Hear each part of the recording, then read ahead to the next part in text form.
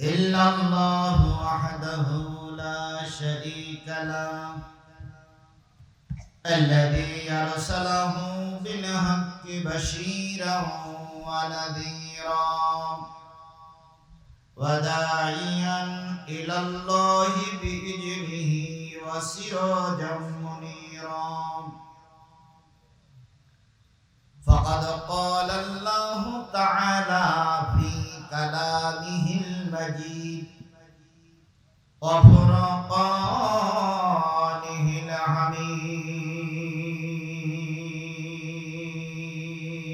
الحميد أعوذ بالله من الشيطان الرجيم بسم الله الرحمن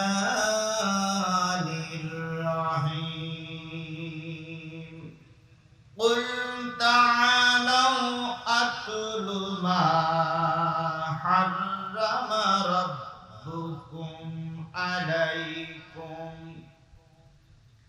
ألا تشركوا به شيئا وبالوالدين إحسانا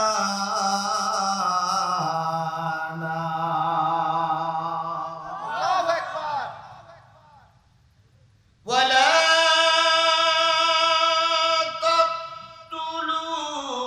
تقتلوا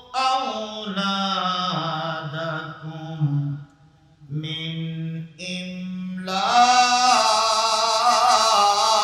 إملاق نحن نرزقكم وإياهم ولا تقربوا الفواحش ما ظهر منها وما بطن ولا تقتلوا النفس التي حرم الله إلا بالحق ذلكم وصاكم به لعلكم تعقلون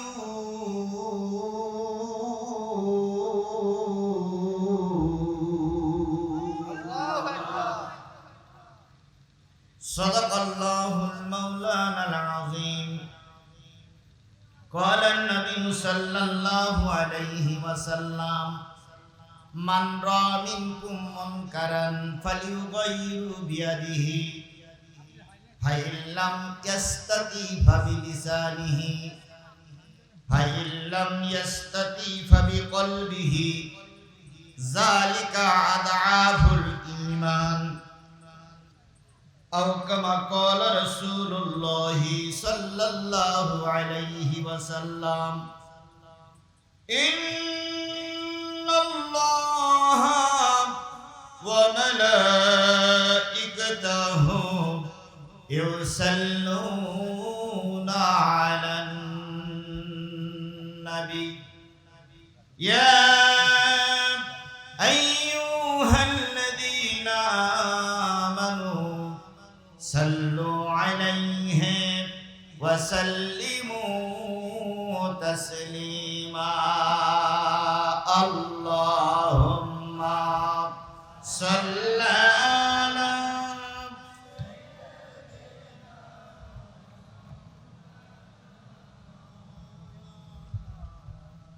وعلى آل مولانا محبت شهید شریف اللهم صل على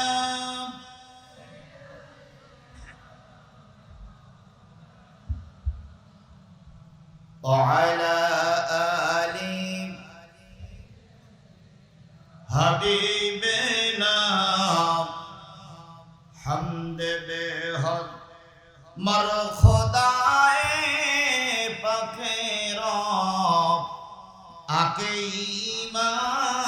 দাদে মুশতে খাকিরা আল্লাহুম্মা সাল্লি আলা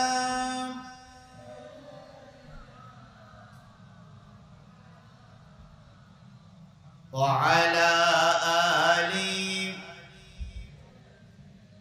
বাশিরিনা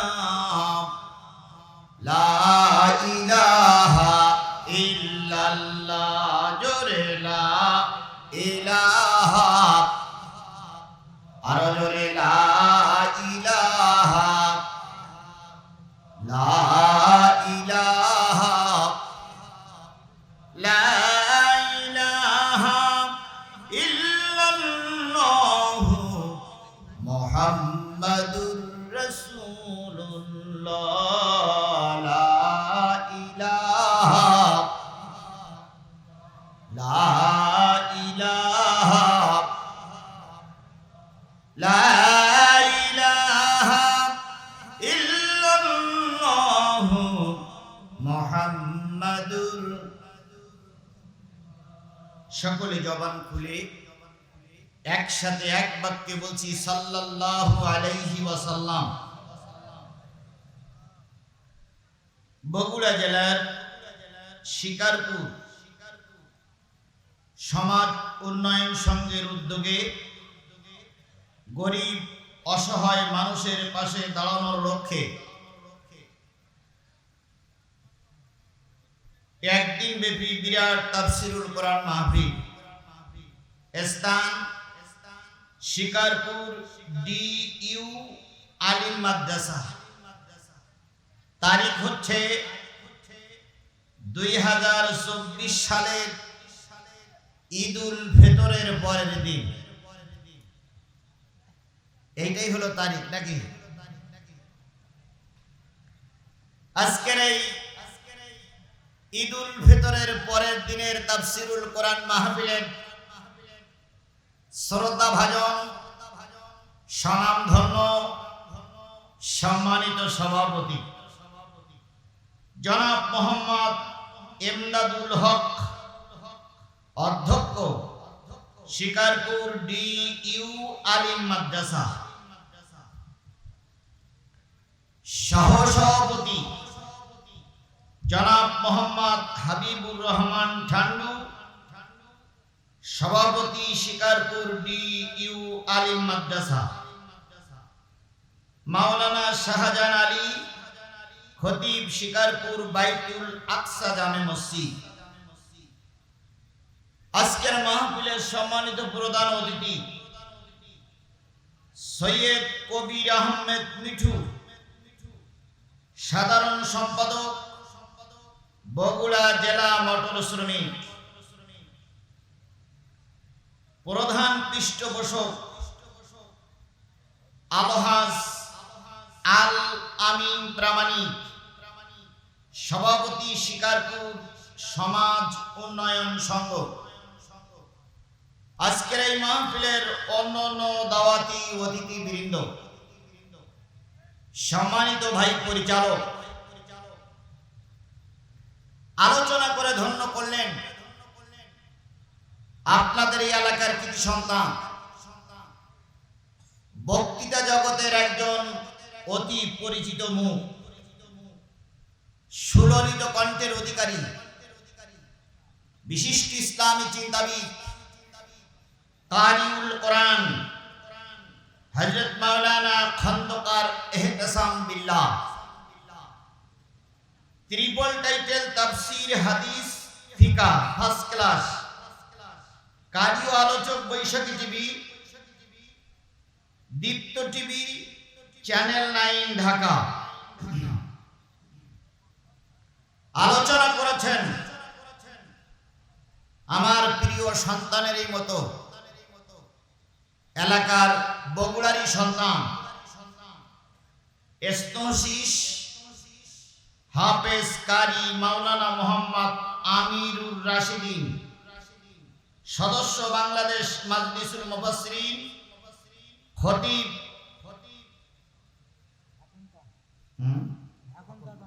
ধাকন্তা জামে মসজিদ, শাহজাহানপুর, বগুড়া সহ গর্বিত মায়ের গর্বিত সন্তান শ্রদ্ধেয় ওলামায়ে হযরত, বগুড়া জেলার বিভিন্ন কুঠির থেকে আগত দিনদার পরেশগার মুত্তাকি মুসলমান ভাই ও বন্ধুগণ, পর্দায় অবস্থানরত শ্রদ্ধাশীলা মা ও বোনেরা, সকলকে নিয়ে আবারও সালাম বিনিময় করছি। আশা করছি সালামের জবাবটা আগের চাইতে আর একটু জোরে সরে দিবেন, কারণ আজকে তো সারাদিন আপনারা রোজা ছিলেন না। রোজা তো গতকালকের আগের দিন পর্যন্ত শেষ হয়ে গেছে, কথা ঠিক না ঠিক? আল্লাহ পাক 30টা রোজা পার করার তৌফিক দান করেছেন, সুস্থভাবে রোজার মাস পার করার সুযোগ দিয়েছেন। আজকের এই মাহফিলে আল্লাহ উপস্থিত হওয়ার তৌফিক দান করেছেন। এইজন্য সবাই মিলে একসাথে এক বাক্যে বলছি আলহামদুলিল্লাহ। কার শুকরিয়া আদায় করলাম? আল্লাহ বলতেছেন ওয়ালাকাদ কাররামনা বানি আদম, আমি বনি আদমকে অত্যন্ত সম্মানিত করে তৈরি করেছি। সুবহানাল্লাহ বলেন। লাকাদ খলাকনাল ইনসানা ফি আহসানি তাকওয়িম, আমি মানুষকে সুন্দর অবয়ব দিয়ে, সুন্দর বডি দিয়ে, সুন্দর কি বলে চেহারা দিয়ে, যেখানে যেটা ফিট করার সেখানে সেটা দিয়েই তৈরি করেছি। কে বলেছে? সৃষ্টির শ্রেষ্ঠ জীব কারা? আপনারা কি মানুষ? সবাই বলেন আপনারা কি মানুষ? যারা দাঁড়াই আছেন আপনারাও কি মানুষ? যারা দোকানে আছে ওনারাও কি মানুষ? তাহলে আমরা সবাই কি সৃষ্টির শ্রেষ্ঠ জীব? কে বলেছেন? আল্লাহ। এবার বলুন তো আপনার শ্রেষ্ঠত্ব কোথায়? আপনি যদি একটা হাঁসের সঙ্গে তুলনা করেন, হাঁসের একটা বাচ্চা হলো, আপনারও একটা বাচ্চা হয়েছে। আপনার মানে আপনার স্ত্রী, তো স্ত্রীর একটা বাচ্চা হয়েছে আর হাঁসের একটা বাচ্চা ফুটলো। দুইটা বাচ্চার ভিতরে আপনার বাচ্চাটা শ্রেষ্ঠ না দুর্বল? দুর্বল। হাঁসের বাচ্চাটা যেদিন জন্ম নিল সেদিনেই কি করতে শিখলো? হাঁটা শিখলো, খাইতে শিখলো। আর আপনার আমার বাচ্চাটা ক্ষুধা লাগলে কি করে?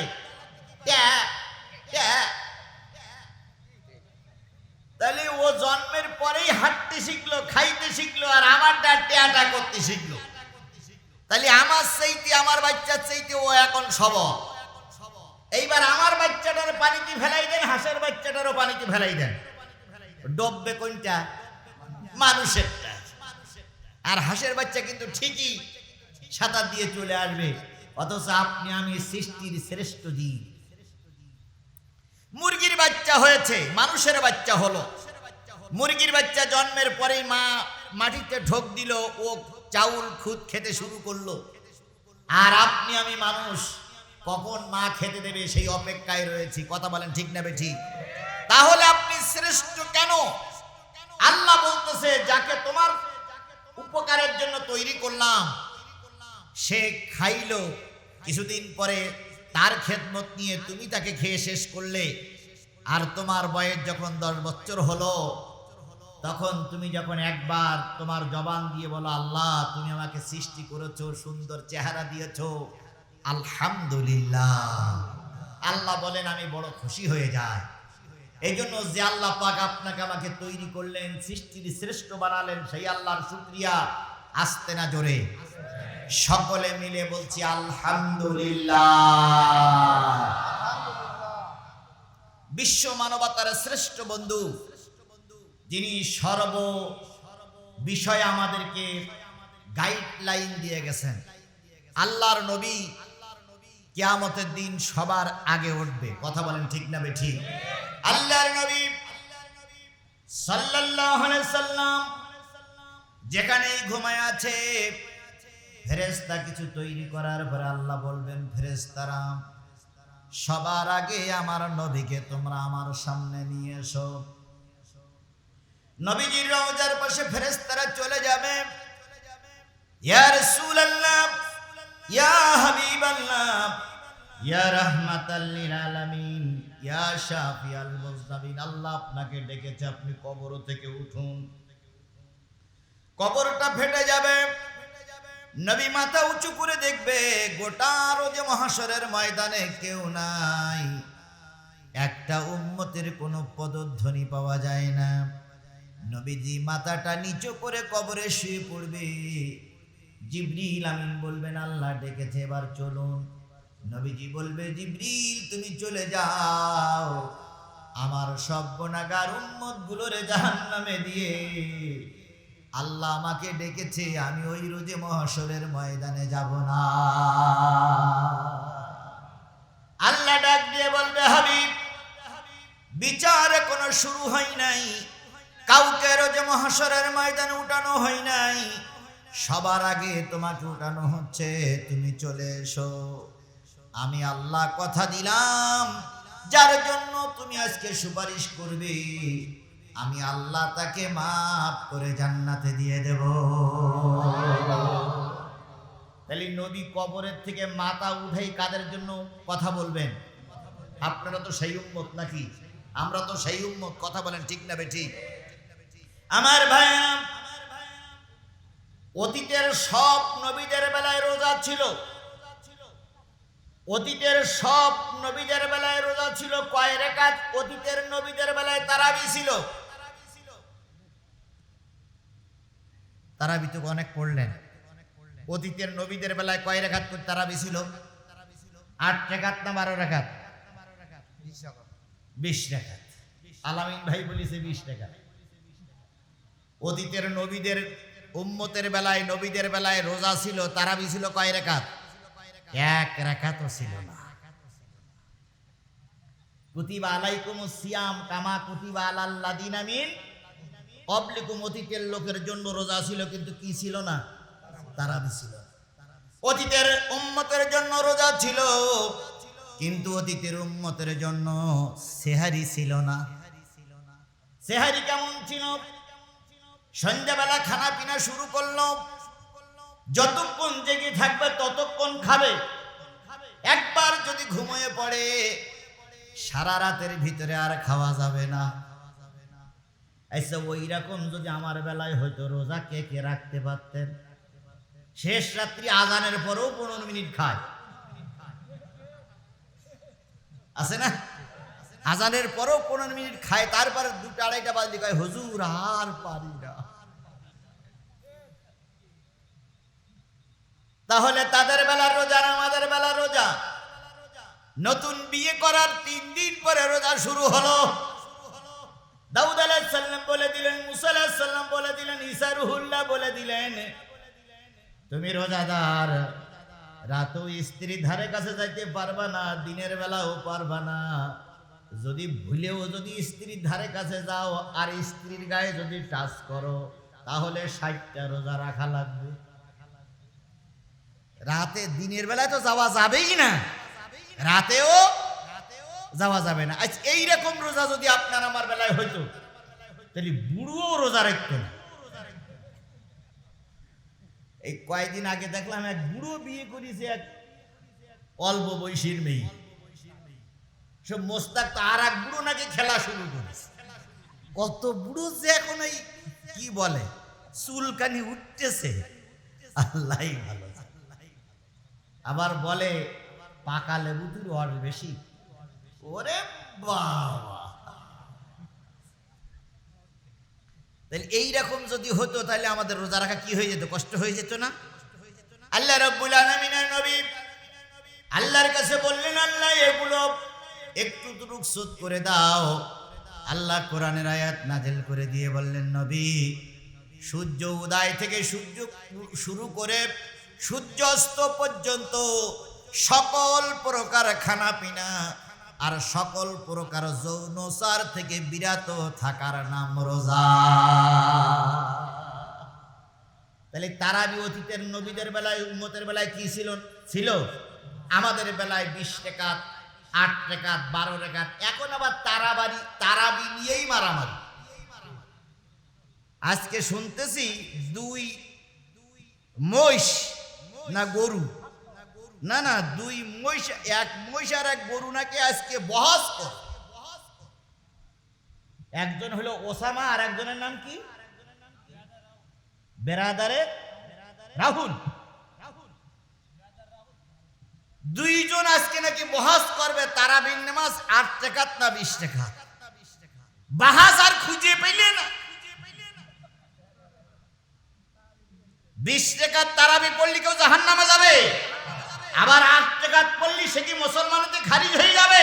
তাহলে 8 টাকা পড়লো মুসলমান, 20 টাকা পড়লো মুসলমান। কথা বলেন ঠিক না বেটি?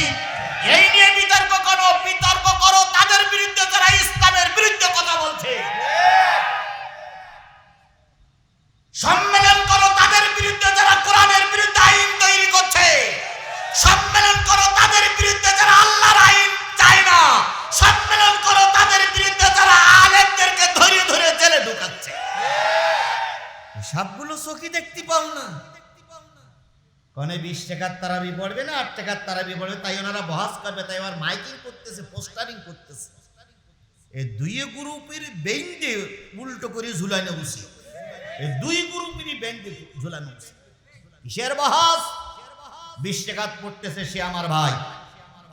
আপনার যদি খুব কষ্ট হয় 8 টাকা পড়েন, আপনিও আর ভাই। কথা বলেন ঠিক না ঠিক?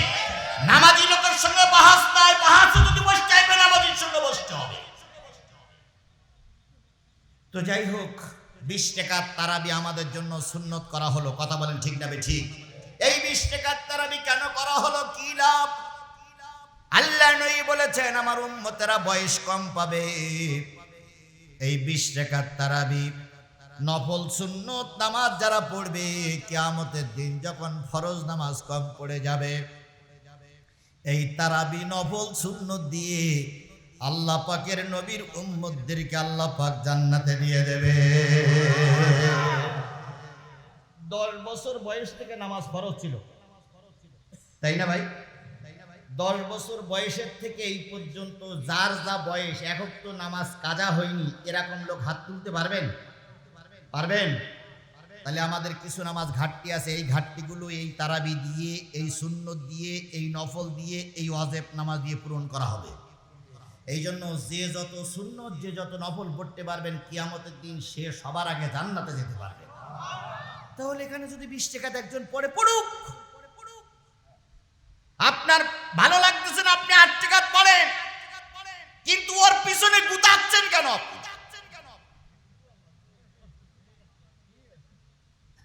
আল্লাহ আমাদের বোঝার তৌফিক দিক।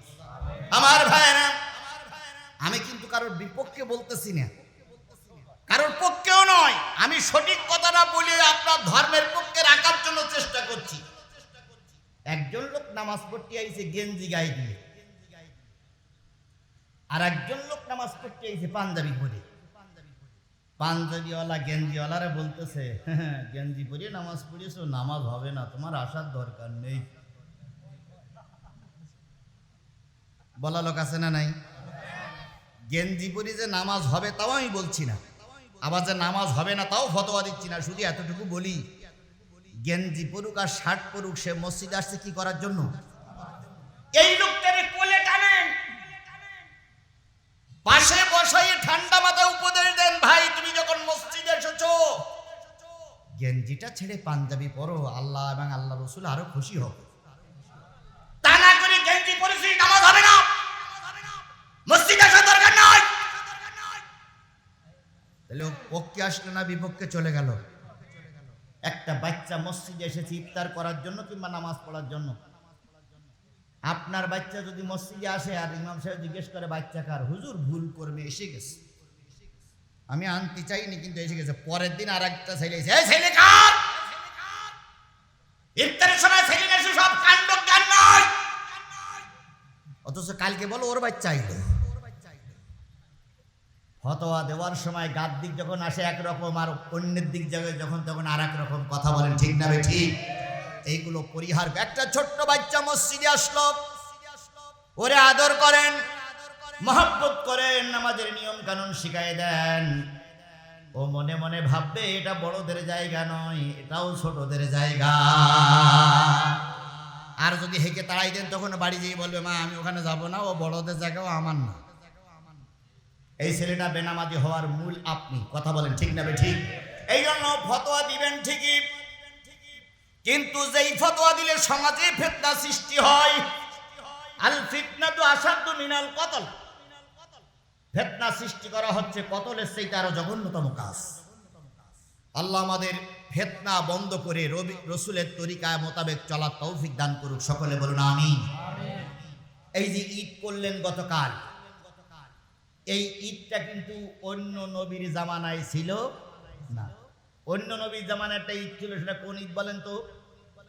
ঈদুল আজহা। মরহম না, যদি না জানা চুপ করে থাকে। অন্য সব নবীদের বেলা একটা ঈদ ছিল, সেটা কোন ঈদ? আর ঈদুল ফিতর শুধুমাত্র মুহাম্মদ সাল্লাল্লাহু আলাইহি সাল্লাম আর তার উম্মতের জন্য ওয়াজিব, অন্য কোন নবীদের বেলায় ছিল না। তাহলে আমার নবীর জন্য, আমাদের উম্মতের জন্য স্বতন্ত্র একটা ঈদ হলো। ঈদ শব্দের অর্থ কি? ঈদ শব্দের অর্থ কি? আচ্ছা, ঈদ শব্দের অর্থ আনন্দ। আপনি কোথায় পেয়েছেন? আমরা আনন্দ বানাই নিছি। ঈদ শব্দের অর্থ আনন্দ নয়, ঈদ শব্দের অর্থ হচ্ছে ফিরে আসা, বারবার ফিরে আসা। আনন্দের সঙ্গে ফিরে আসার নাম কি? ঈদ। কিন্তু ঈদ মানে আমরা কি বানাইছি?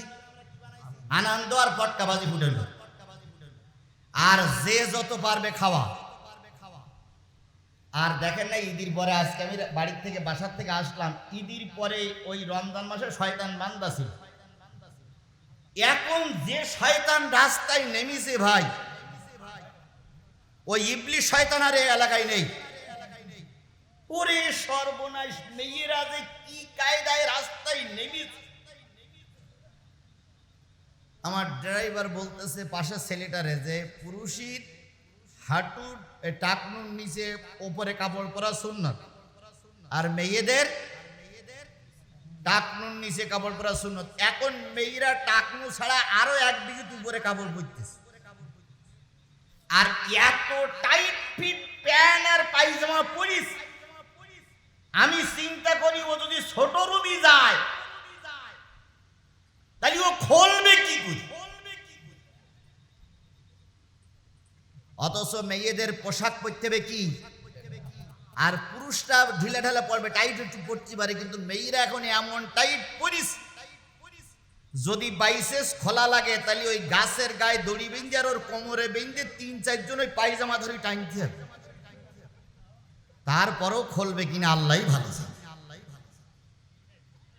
আমার ভাইরা, তাহলে ঈদ কিন্তু অন্য নবীদের বেলায় ছিল না, আমাদের বেলায় ঈদ। কথা বলেন ঠিক না ঠিক?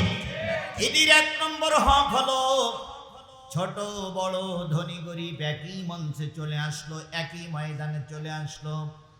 সালাত আদায় করার পর একে অপরের সঙ্গে কোলাকুলি করলো, মোসাফা করলো, আর বললো ভাই, দ্বিধাদ্বন্দ্ব সব ভুলে গেলাম, তুমি আর আমি ভাই ভাই।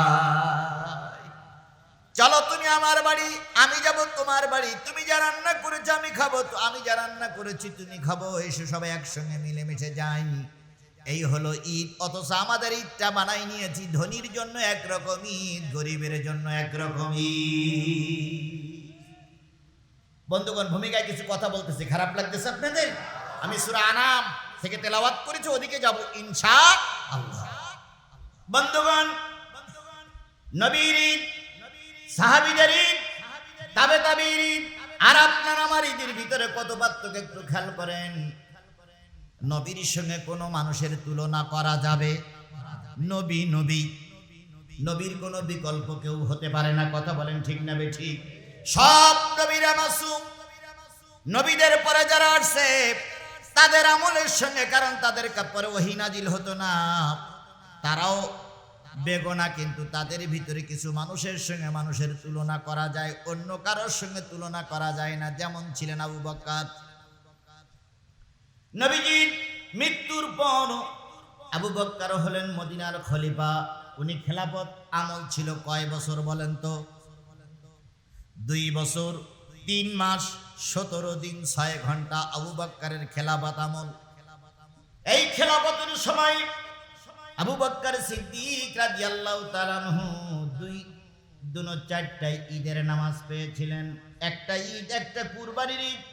পরবর্তী বছর একটা ঈদ, একটা কুরবানির ঈদ।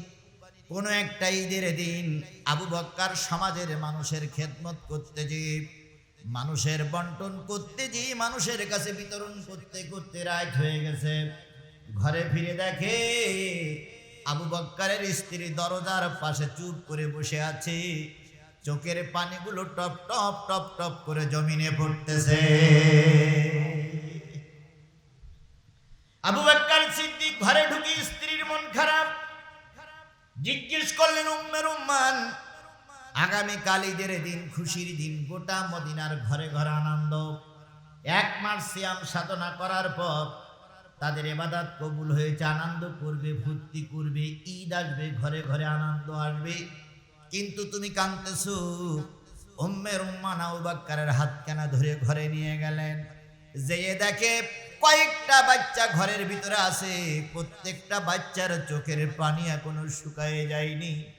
বাচ্চাগুলো কাঁদতে কাঁদতে কখন জানি ঘুম পড়েছে। আবু বক্কর বলেন, উম্মে রুম্মান, কি দেখাচ্ছ? কয় কালকে মদিনার বহুত ঘরে নতুন কাপড় কেনা হয়েছে, নতুন রকমারি খাবার আইটেম করা হয়েছে, কিন্তু দুর্ভাগ্য, হতভাগ্য আমার সমাজ, আমার সন্তানেরা, আবু বক্করের ঘরে কোনো নতুন জামা নাই, আবু বক্করের ঘরে নতুন কোনো খাবার নাই, অথচ আবু বক্কর সিদ্দিক রাদিয়াল্লাহু তাআলা আনহু মদিনার কি? এই মুসলমান কথা বলেন, মদিনার কি? আরো জোরে বলেন, মদিনার কি? খলিফা ইচ্ছা করলে তিনি একবার ইশারা করলেন, লক্ষ লক্ষ টাকা এসে যায়, খেজুর এসে যায়, সোনা এসে যায়, কিন্তু সকলের ঘরে আনন্দ চলছে, আবু বক্করের ঘরে আনন্দের জায়গায় কি চলছে? কান্নার রোল চলছে। সামান্য একটা পুলিশের আইজি, র্যাবের মহাপরিচালক ছিলেন বেনজির আহমেদ। কি আহমেদ? বেনজির আহমেদ। উনি যে চাকরি করেছেন, সেই চাকরির টাকা এক জায়গায় করলে, সারা জীবনের টাকার পেনশন এক জায়গায় করলে খুব বেশি হলে 2 কোটি টাকা এক জায়গায় হতে পারে, অথচ ওনার এখন সম্পদ হলো 40,000 কোটি টাকার উপরে। এ টাকাগুলো সব জিবরাইল আর মিকাইল দিয়ে গেছে। জিবরাইল আর মিকাইল দিয়ে গেছে। সব কাদের টাকা? জোরে বলেন, কাদের টাকা? জনগণের টাকা খেয়ে কোটি কোটি টাকার সম্পদের মালিক হয়েছো। আজকে সরকার তোমার সাপোর্ট করছে, একদিন এই সরকার থাকবে না, তোমাদের মতন নেতাদের বুড়ি ফেলে ফেলে জনগণ টাকা বাহির করবে। আর এই কথাগুলো বললে কিছু লোকের মুখ টুক কালো হয়ে হনুমানের মতন হুম করে বসে থাকে, আর কয়, হুজুর আসে আবার রাজনীতি করে কেন? চামড়া খুলিয়ে ফেলবো। জনগণের টাকা খেয়ে কোটি কোটি টাকার মালিক হওয়ার আমরা বলতে পারবো না, এটা আমার টাকা। কত বলেন ঠিক না ঠিক? ভ্যানওয়ালার টাকা, রিক্সাওয়ালার টাকা, মসজিদের টাকা আত্মসাৎ করা টাকা, মাদ্রাসার টাকা আত্মসাৎ করা। যে যা খেয়েছো প্রতিটা টাকার হিসাবে কালো দেওয়া লাগবে, পরকালেও দেওয়া লাগবে।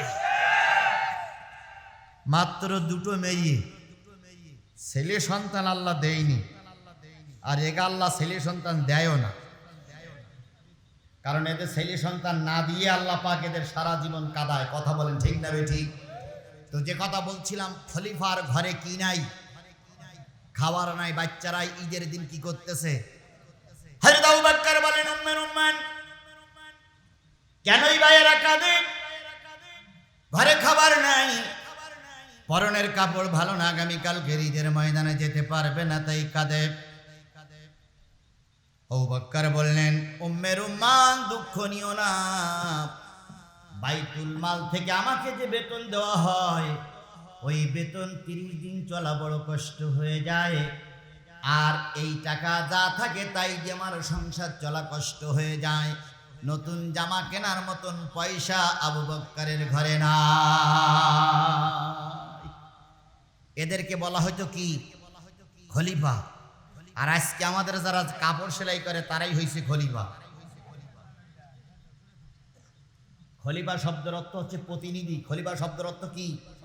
আমার এই জামাটা দর্জির বলেছি, আমি যেভাবে বলবো সেইভাবে বানাবা, যেভাবে বলতে বলেছি সেইভাবে বানাই, তাই হলো প্রতিনিধি। আজকে আমার সমাজে খলিফা নাই, আছে প্রেসিডেন্ট। আমার সমাজে দায়িত্বশীল নাই, আছে এমপি মন্ত্রীরা। এদের নির্বাচনের আগেই চরিত্র ফুলের মতন পবিত্র হয়, নির্বাচনের আগে সালামের জোর বাড়ে। যেই না নির্বাচন হয়ে যায়, 4-5 বছরের ভিতরে দেখা যায় না, 3 মাস আগেই কয় ভাই আমি কিন্তু আসিয়া গিয়াছি। কি সালাম, আসসালামু আলাইকুম, আসসালামু আলাইকুম, আসসালামু আলাইকুম, আসসালামু আলাইকুম। আর মঞ্চে উঠে বিসমিল্লাহ বলার কায়দাকে বিসমিল্লাহির রহমানির রহিম, আসসালামু আলাইকুম। বিসমিল্লাহ বলতেই পারে না, কথা বলেন ঠিক না ঠিক? আরে বলবে কি? দেশের প্রধানমন্ত্রী সবচেয়ে বড় চেয়ারে বসে আছে, তিনি কয় লাকুম দিনুকুম ওয়ালিয়া দিন, বুখারীর হাদিস। তাহলে দেশের যে প্রধানমন্ত্রী উনি কয় লাকুম দিনুকুম ওয়ালিয়া দিন, বুখারীর হাদিস, তাহলে উনি কোনটি হাদিস আর কোনটি কোরআন জানে না, এরা জানবে কোথা থেকে? সাকিব আল হাসান নির্বাচনের আগে কয় বিসমিল্লাহির রহিম, এখনো কয়, তাই না? বিসমিল্লাহির রহিম, বিসমিল্লাহির রহমানির রহিম শব্দটা উচ্চারণ করতে যারা পারে না, তারা আর যাই হোক মুসলমানদের এমপি হতে পারে না।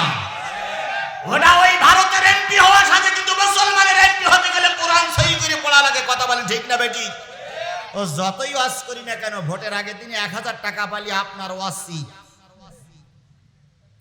যতই শপথ করি যে ভাই কোরআনের পক্ষে থাকতে, আপনি এখন শপথ করবেন আসি আসি আসি, ভোটের দিন এশার নামাজের পরে 1000 টাকার একটা নোট দেবে, পরের দিন সকালবেলা ইমাম সাহেবের বলবেন হুজুর কালকে পর্যন্ত মুখের পক্ষে ছিলাম, আজকে আর থাকতে পারলাম না বলে আন্তরিকভাবে দুঃখিত। এরকম মুসলমান এই মজলিসই আছে, এখানেই বসে আছে। এহতেসাম বিল্লাহ ওয়াজ করি হবে কি? এরা ওয়াজ শোনে কিন্তু আজ পেটের ভিতরে ঢুকায় না। আবু বকর সিদ্দিক বললেন উম্মে রুম্মান দিতে পারলাম না, দুঃখিত। উম্মে রুম্মান বললেন স্বামী, ছেলের চোখে পানি, মেয়ের চোখে পানি, পরিবার ভারাক্রান্ত, আমি আপনাকে পথ ছেড়ে দেব না, চেষ্টা করে দেখি সামনের ঈদে কিছু করতে পারি কিনা। প্রতিদিন দুপুরবেলা খেজুর আসে, রাতে আটা আসে, বাইতুল মালের থেকে পরিবারের জন্য 4টে করে খেজুর আর 2 মুষ্টি করে আটা আলাদা করতে লাগলো। এবার বলুন তো, এই ঈদ কালকে হয়ে গেল, সামনের ঈদ আসতে কয়দিন বাকি? 1 মাস। এত তাড়াতাড়ি ভুলে গেলেন রে ভাই। 2 মাস 10 দিন পরে যে ঈদটা আসবে, সেই ঈদটার নাম কি? গরু খাওয়া ঈদ। হ্যাঁ, ঈদুল আজহা। ঈদুল আজহা মানে কি? ত্যাগের ঈদ, কুরবানির ঈদ। আচ্ছা যাই, ওদিক গিলে আমি শেষ করতে পারবো না। 2 মাস 10 দিন পর আবার ঈদ আসলো। আবু বকর সিদ্দিক রাষ্ট্রের দায়িত্ব পালন করে একটু রাত হয়েছে, গত ঈদে এসে দেখে স্ত্রী কি করতেছিল, কাঁদতেছিল। আজকে এসে দেখে স্ত্রী খুব খুশি খুশি ভাব। কিরে উম্মে রুম্মান, আজকে খুশি খুশি কেন? উম্মে রুম্মান 2টা পোটলা নিয়ে আসলেন। কি নিয়ে আসলেন? একটা পোটলার ভিতরে খেজুর আর একটা পোটলার ভিতরে আটা। 2টা পোটলা এনে স্বামীর হাতে দিয়ে বলতেছেন, স্বামী গত ঈদে ছেলে মেয়ের চোখের পানি মুছতে পারি নাই, তাই 2 মাস 10 দিন চেষ্টা করে 2টো পোটলা বানিয়েছি। পোটলা 2টা বাজারে নিয়ে যাও, পোটলা 2টো বিক্রি করে যা হবে সেই টাকা দিয়ে আমার সন্তানদের নতুন কাপড় নিয়ে এসো। আবু বকর বললেন পোটলার ভিতরে কি? কয় এটার ভিতরে খেজুর আর এটার ভিতরে কি? আটা। কোথায় পেয়েছো? আবু বকরের স্ত্রী সব কিছু খুলে বললেন যে নিজের পরিবারে একটু কষ্ট করে 2 মাস 10 দিনের ভিতরে এইটা সঞ্চয় হয়েছে, জমা হয়েছে, ব্যাংকিং হয়েছে। আবু বকর সিদ্দিক রাদিয়াল্লাহু তাআলা আনহু 2টা পোটলা নিয়ে বাজারে গেলেন। 2টা পোটলা নিয়ে বাজারে যখন বিক্রি করবেন, তখন মনের ভিতরে একটু সংকোচ বোধ করলেন, আমি না খলিফা, কত মানুষ রাস্তার পাশে না খেয়ে পড়ে আছে, কত মানুষ বস্ত্রহীন অবস্থায় আছে, কত মানুষ গরিব অসহায় মানুষ, তাদের কোনো সম্বল নেই, সহায় নেই। আমার পরিবারে যদি আনন্দ চলে, আমি কিয়ামতের দিন আল্লাহর কাছে কৈফিয়ত দিতে পারবো না।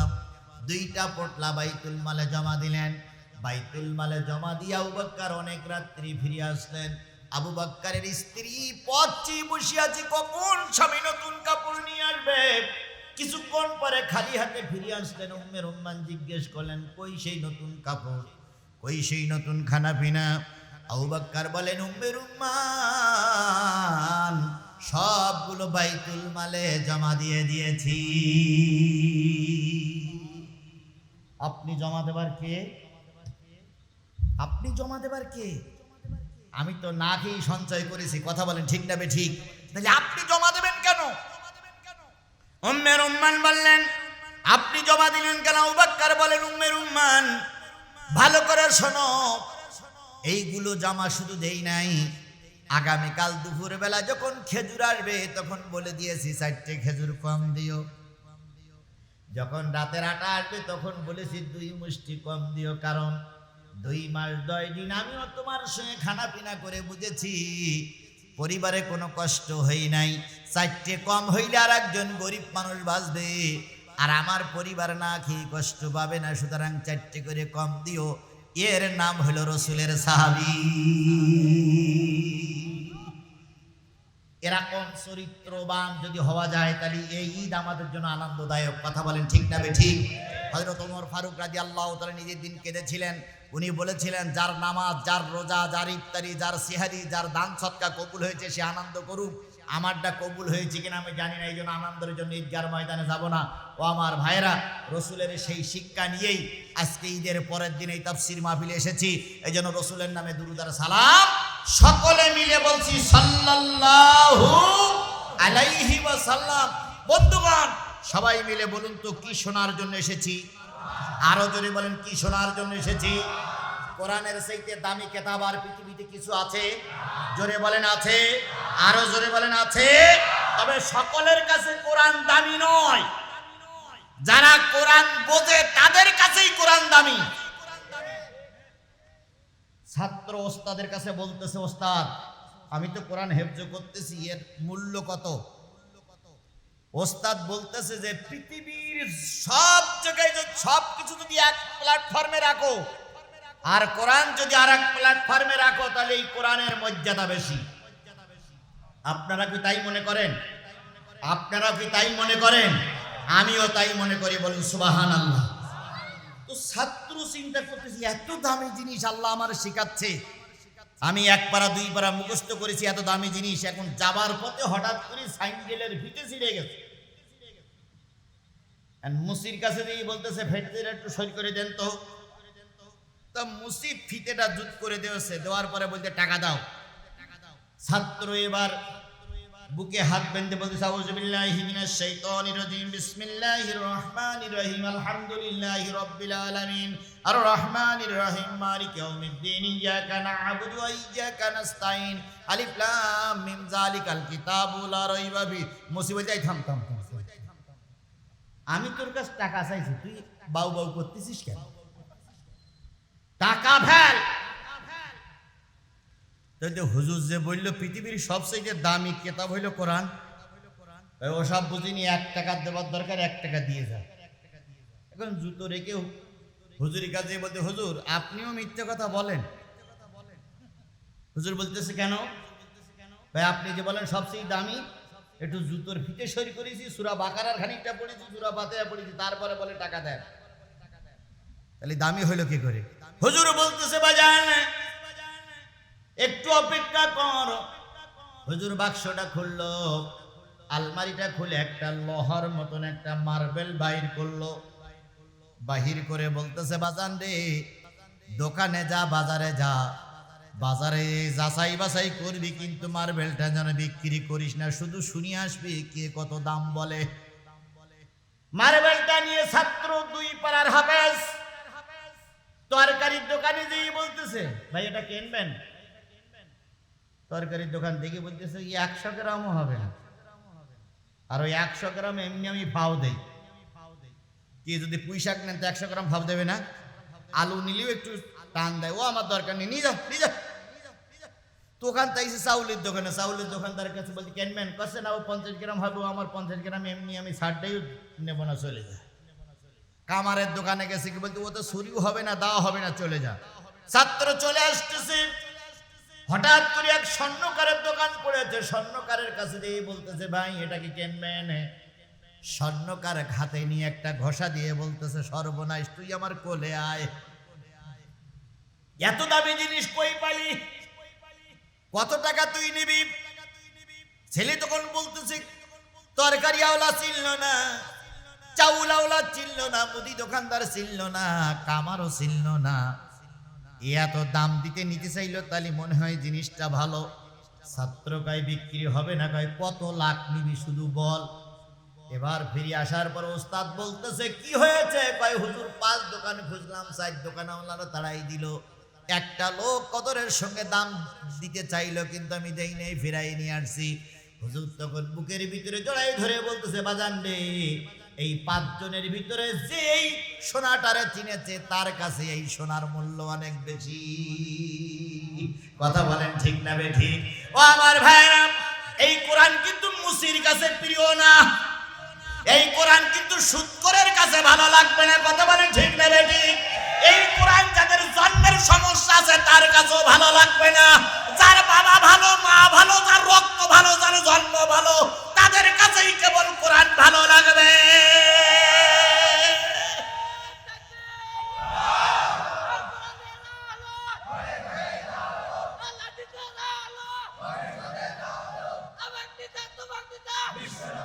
প্রমাণ নেন, বাজারে লোক আছে না নাই?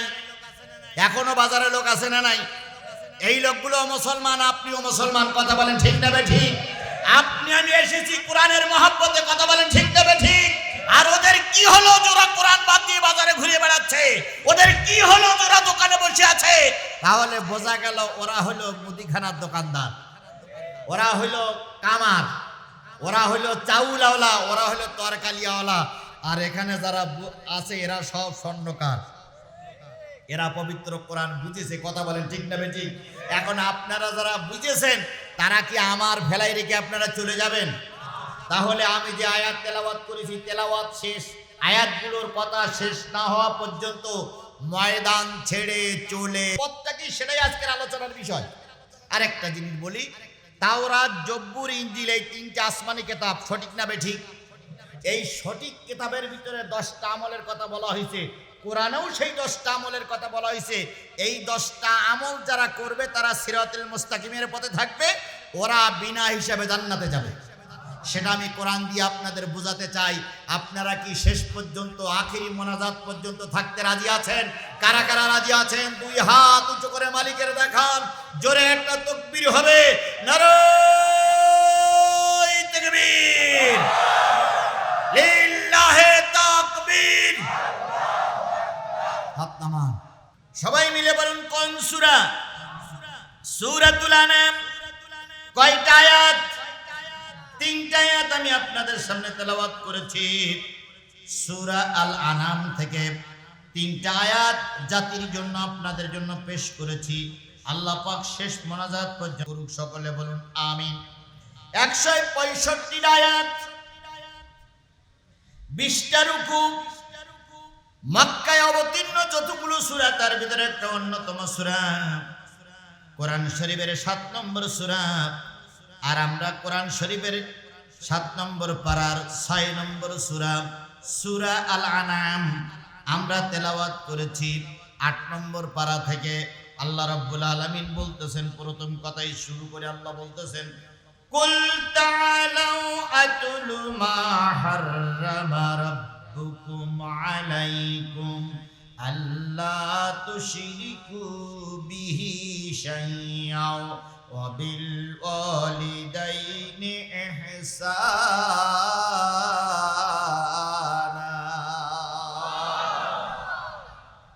হে নবী, আপনি পাঠ করে শোনান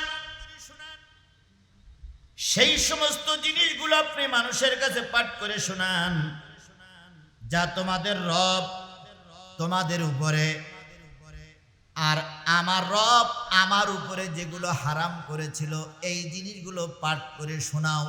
হারাম মানে কি? নিষিদ্ধ। আল্লাহ যেগুলো নিষিদ্ধ করেছেন তোমরা তোমাদের মতন ইহুদিদের জন্য, আমাদের মতন মুসলমানদের জন্য সেইগুলো পাঠ করে শোনাও, মানুষের কাছে পাঠ করে শোনাও।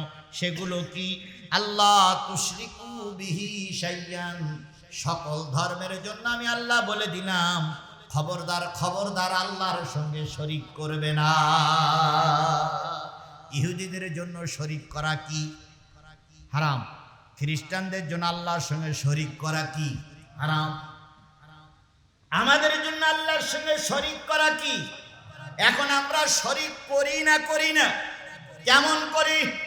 বিরাট নামাজি চেয়ারম্যানকে দেখে বলতেছে, চেয়ারম্যান সাহেব আপনি আমার রেশনের কার্ডটা যদি না দিতেন ছেলে মেয়ে সব না খেয়ে মারা যেত। তাহলে কার সঙ্গে শরীক করলাম? চেয়ারম্যান আমার খাওয়ানোর মালিক নয়, চেয়ারম্যান আমার পড়ানোর মালিক নয়, বাঁচানোর মালিক নয়। আমার বাঁচানোর মালিক কে? আরো জোরে বলেন, বাঁচানোর মালিক কে? বাংলাদেশে দুইটা দল আছে, একটা ডাইনপন্থী আর একটা বামপন্থী। যারা ডাইনপন্থী দল তারা মনে করে সকল ক্ষমতার উৎসকে। আরো জোরে বলেন, সকল ক্ষমতার উৎসকে, সকল ক্ষমতার মালিককে। আর যারা বামপন্থী তারা বলে সকল ক্ষমতার উৎস জনগণ। এই যে সকল ক্ষমতার উৎস জনগণ, এটা শিরকি কথাবার্তা। যারা সকল ক্ষমতার উৎস জনগণ মনে করেন তারা শিরকের ভিতরে আছেন। এই অবস্থায় যদি মৃত্যু হয়, কোরআন বলে দিল আপনি নাজাত পাবেন না। কি হবে? হজ দিয়ে, কি হবে যাকাত দিয়ে, কি হবে মডেল মসজিদ তৈরি করে, কি হবে নতুন নতুন মসজিদ তৈরি করে? আপনি শিরকের ভিতরে আছেন। যারা শিরক করে, ইন্নাশ শিরকা লা যুলমুন আযীম, নিশ্চয়ই সকল গুনার উপরের গুনাহ হলো শিরক করা। আল্লাহ সব গুনাহ মাফ করবে কিন্তু শিরকের গুনাহ মাফ করবে না। যারা কবরে ফুল দেয়, যারা কবরে ফুল দেয়, তাই সে বাবার কবরে হোক আর স্বামীর কবরে হোক, আর এই মুনাফিকের সাদের কবরে হোক, কবরে যারা ফুল দেয় তারা কি করে? সমস্ত বাংলাদেশের আলেমগুলো একমত, কবরে ফুল দেওয়া কি? এই মুসলমান কথা বলেন না কেন? ঠাস ঠাস করে কথা বলবেন। আপনারা কি হাতে চুরি পরি বসে আছেন? খালি মুসলমান ঠাস ঠাস করে কথা বলবে। কবরে ফুল দেওয়া কি? জোরে বলেন, কবরে ফুল দেওয়া কি? এই শিরক যদি তুমি বন্ধ না করো তাহলে তোমার মৃত্যুর পরে আল্লাহ তোমারে ক্ষমা করবে না। অথচ এই শিরক আমাদের হর হামেশা চলতেই আছে। কয়দিন আগে চলে গেল 21শে ফেব্রুয়ারি, 3 ঠ্যাংনে বানাই, 3 ঠ্যাঙের মাথায় ফুল দিয়েছে। এই 3 ঠ্যাঙের মাথায় ফুল দেওয়াটাও কি শিরক? তাহলে কবরে ফুল দেওয়া শিরক, নেতার মাজারে ফুল দেওয়া শিরক, এরপরে 3 বেদির মাথায় ফুল দেওয়া শিরক। 26শে মার্চে যে সমস্ত কাজগুলো করতেছেন বাংলাদেশের সব আলেম ওলামা একমত, এগুলো শিরক। এই শিরক মুক্ত জীবন যদি না হয়, তুমি হাসিয়ে বলে কি হবে? আল্লাহ তোমারে মাফ করবে না। আর আমাদের দেশের হুজুররাও তথাকথিত কিছু 5 আটা হুজুর, 5 আটা গোলাম, এরা ওইগুলো উদ্বোধন করে। এরা এগুলো কি করে? ওই যে হাইকোর্টের সামনে একটা গ্রিক দেবীর মূর্তি নির্মাণ করা হলো, সেই মূর্তিটা ঢাকা ছিল কাপড় দিয়ে। যেদিন উদ্বোধন হলো সেদিন বড় এক হুজুর যাইয়ে সেই যে দোয়া করতেছে, আল্লাহ এই মূর্তি যারা নির্মাণ করেছে তাদের ক্ষমতা পাকাপোক্ত করে দাও, আল্লাহ তাদের হায়াত বাড়িয়ে দাও। ইবলিস শয়তান, আমি আমার অন্তঃচক্ষু দিয়ে দেখেছি, ইবলিস শয়তান ঢাকার বুকে ওই দিন ছিল না। ইবলিস শয়তান সোজা উড়ে উঠেছে আর পিছনের রাস্তা দিয়ে শুধু বুটবুট বুটবুট করে বাইক সরাচ্ছে। জনগণ জিজ্ঞেস করছে, যাও কই? কে? আমাসি বড় শয়তান ওই মূর্তি উদ্বোধন করতেছে, ওইটি আগে মরুক তারপর আমি আসবো। এরকম পাকা পাকা ইবলিস আমার সমাজে আছে না নাই? এই জন্য বন্ধুগণ, শিরক মুক্ত জীবন যাপন না করতে পারলে নাজাত পাওয়া যাবে। ঈমান আনার পরে সবচেয়ে বড় কাজ হলো শিরক মুক্ত জীবন। হযরতে বেলাল ঈমান আনলেন। কে ঈমান আনলেন? বেলাল ঈমান আনলেন। ঈমান আনার পরে টর্চারিং শুরু হলো, কম না বেশি? শুধু টর্চারিং নয়, শরীর থেকে কাপড়গুলো সব খুলে ফেললো। বেলালকে সম্পূর্ণ উলঙ্গ করা হলো। মরুভূমির ময়দানে শুধু মারি নাই, পায়ে দড়ি বেঁধে বেলালকে টানতে টানতে টানতে টানতে উত্তপ্ত মরুভূমির পরে নিয়ে গেল। বিরাট একটা পাহাড় বুকের পরে চাপিয়ে দিল। হযরতে বেলাল যখন নবীজির কাছে আসলেন, নবীজি দেখলেন বেলালের পিঠে প্রায় 1 বিঘতের মতন একটা গর্ত। নবীজি বললেন, বেলাল, এত বড় গর্ত কিসের? বেলাল বলেন, ইয়া রাসূলুল্লাহ, ইসলাম গ্রহণ করার পরে কাফেরেরা আমার পর অত্যাচার করেছিল, আমার চর্বিগুলো গোশতগুলো সব খসে খসে পড়ে গেছে, আর ওই জায়গায় এত বড় গর্ত হয়েছে, সেই গর্ত আর কখনো পূরণ হয়নি। বেলালের পায়ে দড়ি বেঁধে টানতে টানতে টানতে টানতে ময়দানে নিয়ে যাওয়া হলো। হযরত বেলাল ময়দানে নিয়ে যাওয়ার পর বেলাল যখন আর কোনো কথা বলতে পারে না, তখন বেলালের যিনি মনিব ছিলেন তিনি এসে বললেন, বেলাল, একটিবারের জন্য তুই বল, আমি তোর রব, আমরা তোর রব। বেলাল শুধু বলেন, আহাদ আহাদ আহাদ, এক আল্লাহ, তিনি ছাড়া আর কোনো ইলাহা নাই। বুকের পরে পাথর চাপা দেওয়া হলো। বেলাল পাথর চাপা অবস্থায় পড়ে আছে। কাফেরেরা চলে গেল। হযরত আবু বকর সিদ্দিক রাদিয়াল্লাহু তাআলা আনহু সংবাদ পাইলেন। খুঁজতে খুঁজতে বেলালকে পাইলেন। বেলালের মালিকের কাছে চলে গেলেন, বেলালকে কত টাকায় বিক্রি করবে? বেলাল বিক্রি হয়ে গেল। আমার বন্ধু, জীবনের সব শেষ হয়ে গেল, কিন্তু বেলাল মুশরিক হয়ে মৃত্যুবরণ করে নাই।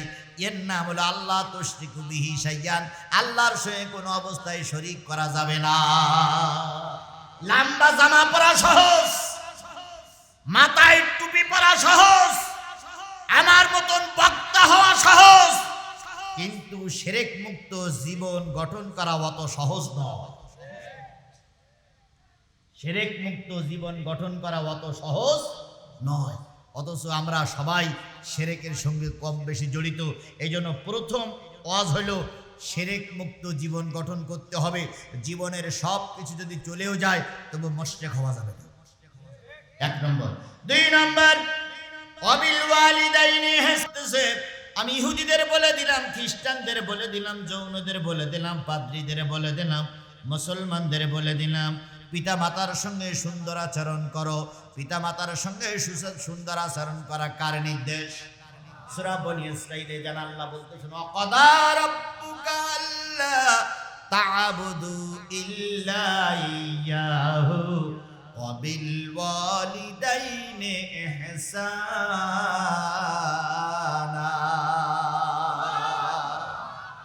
কয়টা কথা হবে? 10টা। তার ভিতরে 1 নম্বর কি? কার সঙ্গে শরীক করা যাবে না। 2 নম্বরে পিতা মাতার সঙ্গে সুন্দর আচরণ করে। এটা কার নির্দেশ? আল্লাহ বললেন, বাজেট হয়ে গেছে, ফায়সালা হয়ে গেছে। আল্লাহর কাজ করার পর শেষে যার কাজ করবে, আল্লাহর কাজের পরে তার যার কাজ করবে, তিনি তোমাদের মা, তোমাদের বাবা। এই বাপ মা যাদের বেঁচে আছে, ও আমার বন্ধু, তাদের ঘরে 2টা জান্নাত ঘুরে বেড়াচ্ছে।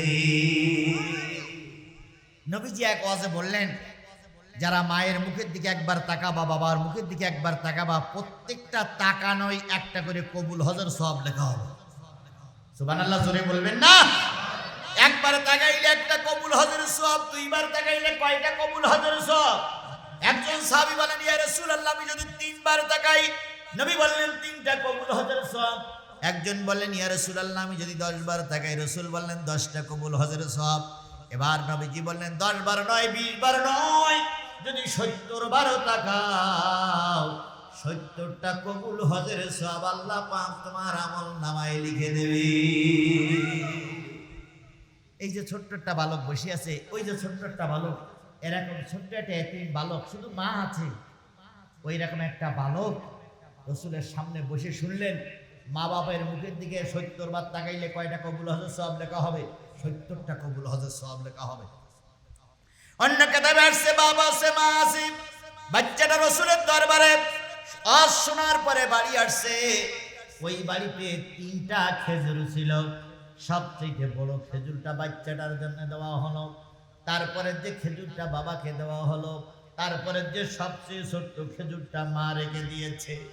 ছোট্ট বালকটা নবীজির দরবার থেকে ফিরে এসে একবার মার মুখের দিকে তাকায়, আর একবার বাবার মুখের দিকে তাকায়, চোখের পানি ফেলায় কাঁদে আর কয়, আল্লাহ, এই সেই বাবা, এই সেই মা, যাদের কারণে আমি দুনিয়ার মুখ দেখেছি।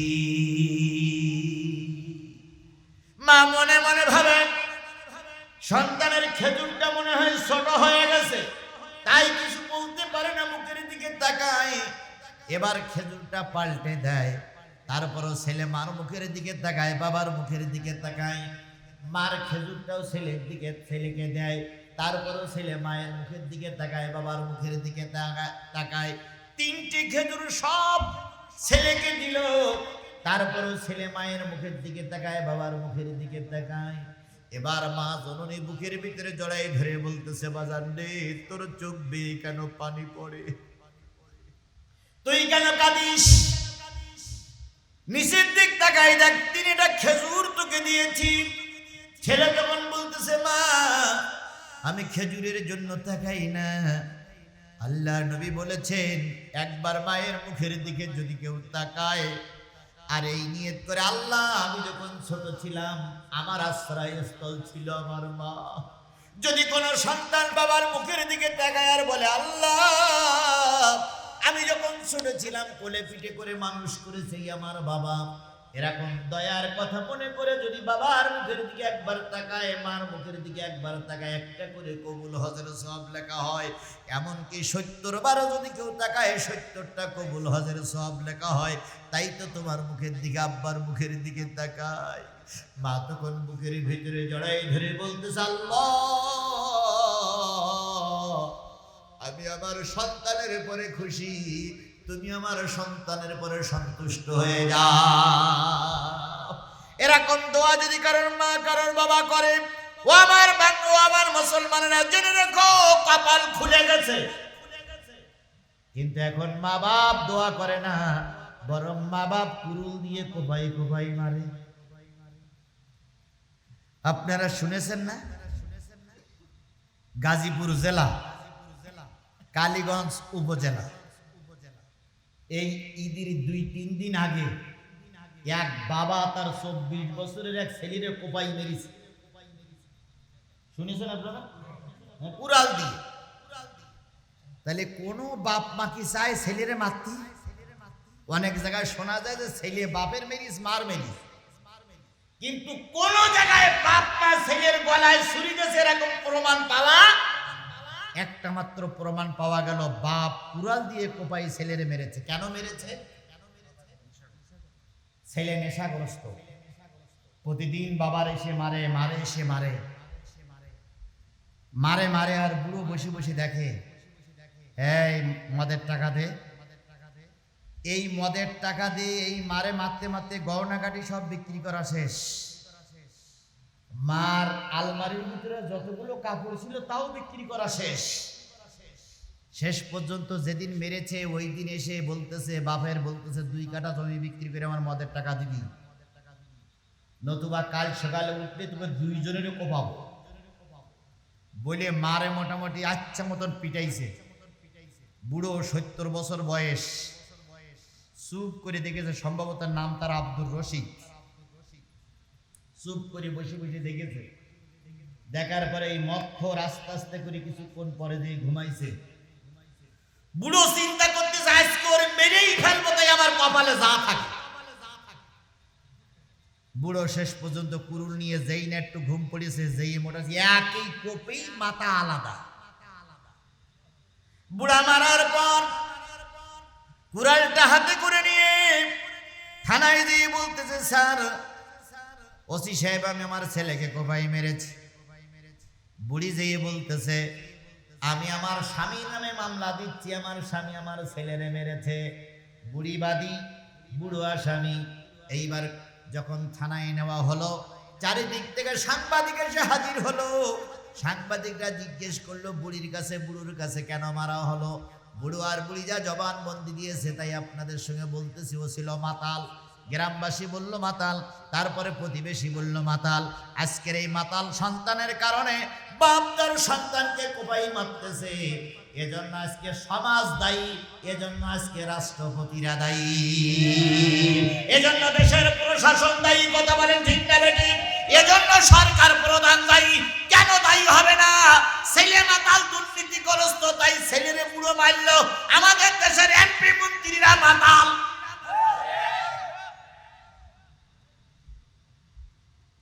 আপনাদের এই বগুড়ায়, আপনাদের এই বগুড়ায় আমরা দূর থেকে দেখতেছি নেতার ছেলে পুলিশ ফাঁড়িতে, নেতার ছেলে পুলিশ ফাঁড়িতে, সেই পুলিশ ফাঁড়িতে নেতা ছাড়াই আনতে গিয়ে কোপাকুপি হয়ে এখন বিরাট মামলা চলতেছে। আজকে যদি সব ছেলেরা কোরআনওয়ালা হতো, সব ছেলেরা যদি ইসলামপন্থী হতো, সব ছেলেরা যদি ভালো হতো, কোনো বাপ ছেলেরে কোপাই মারতো না। হবে কি করে? নেতা হইল ডাকাত। ডাকাত হইল সেই লোক যে সবাই সামনে ছিনতাই করে। ভোট দেয়নি, রাতারাতি ৭০,০০০ ভোটে পাশ করে গেছে, তাহলে ও ডাকাত না? ও ডাকাতির বাচ্চা ডাকাত না? আর এর যারা ভোট দিয়েছে, ভোট দেওয়ার সহযোগিতা করেছে ওরা চোর। তাহলে নেতা ডাকাত, কর্মীরা চোর, আর এর যে প্রশাসন সহযোগিতা করেছে এরা ওই বিএনজির রক্তে জন্ম। তাহলে যদি উপরে সিঁড়ি এইরকম হয়, আবার এনারা এসে কয় ভাইরা আমার, বোনেরা আমার, মাদকের সরাসরি হয়ে গেছে, অথচ যদি কি বলে ওর গাল চেক করা হয় তো মানে মদ টেঙিয়ে গেছে ওই। এই জন্য বলতেছিলাম পিতামাতার সঙ্গে সুন্দর আচরণ করতে হবে। কার নির্দেশ? এই মুসলমান স্পষ্ট করে বলেন কার নির্দেশ? কাদের কাদের মা বেশি আছে একটু হাত তোলেন তো। ওরে আল্লাহ, সবাই মা বেশি আছে, বাবু বেশি আছে। এবারে বলুন, এই যে গতকাল ঈদ হয়ে গেল, ঈদের দিনে যখন গিয়েছিলেন তখন শেষে দোয়া চাইলেন কার কাছে? মার কাছে দোয়া নিলেন? আপনারা নিছেন? যদি কাজা হয়ে যায় আজকে নিবেন। এবার ঈদগার ময়দান থেকে এসে সর্বপ্রথম খোঁজটা নেবেন কার? কারণ মা আপনার 10 মাস 10 দিন পেটে ধারণ করেছিল। মার ছোট্ট জায়গা দিয়ে যখন আপনি দুনিয়ার মুখ দেখলেন, একটা দুইটা নয় 36টা নারী ফিরে আপনি দুনিয়ার মুখে আসলেন। যুদ্ধের ময়দানে যেমন মুজাহিদ শহীদ হয়ে যায় অথবা রক্তাক্ত হয়, একটা মা যখন সন্তান প্রসব করে অনেকগুলো রক্ত তার বাহির হয়ে যায়। এত রক্ত স্রোত বাহির হয়, যারা সন্তান প্রসবের ওখানে থাকে তারাই জানে রক্তক্ষরণ হয়ে যায়। অনেক রক্তক্ষরণের কারণে মা মারা যায়। এত রক্তক্ষরণ হলো, এত ব্যথা সহ্য করলো। এরপরে জন্মের পর মা সর্বপ্রথম যারা পাশে থাকে তাদেরকে বলে আমার ছেলে হয়েছে না মেয়ে হয়েছে আমার কাছে দাও। এত কষ্ট করার পর মা যখন ছেলেটারে কোলে নেয়, রক্তের দোলাটা যখন, ওই রক্তের ওই ছোট কাদের দোলাটা যখন কোলে নেয়, 2 গালে 2টো চুমা দেওয়ার পর আল্লাহ নবী বলেছেন মা সকল প্রসব বেদনা ভুলে যায়। আপনি না খেয়ে আছেন, আজকে একটা জিনিস পরীক্ষা করেন, রাত 12টার পরে বাড়ি যাবেন, যেয়ে দেখবেন বাড়ি যদি কুকুর থাকে কুকুরটা ঘুমায় গেছে, স্ত্রী ঘুমায় গেছে, সন্তানগুলো নিজের কামরায় ঘুমায় গেছে। একটা লোকের চোখে ঘুম নাই, তিনি হলেন জনম দুঃখিনী মা।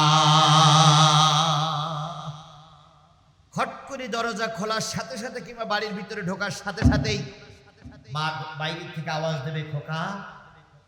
এরে দরজা খুললো খোকা নাকি?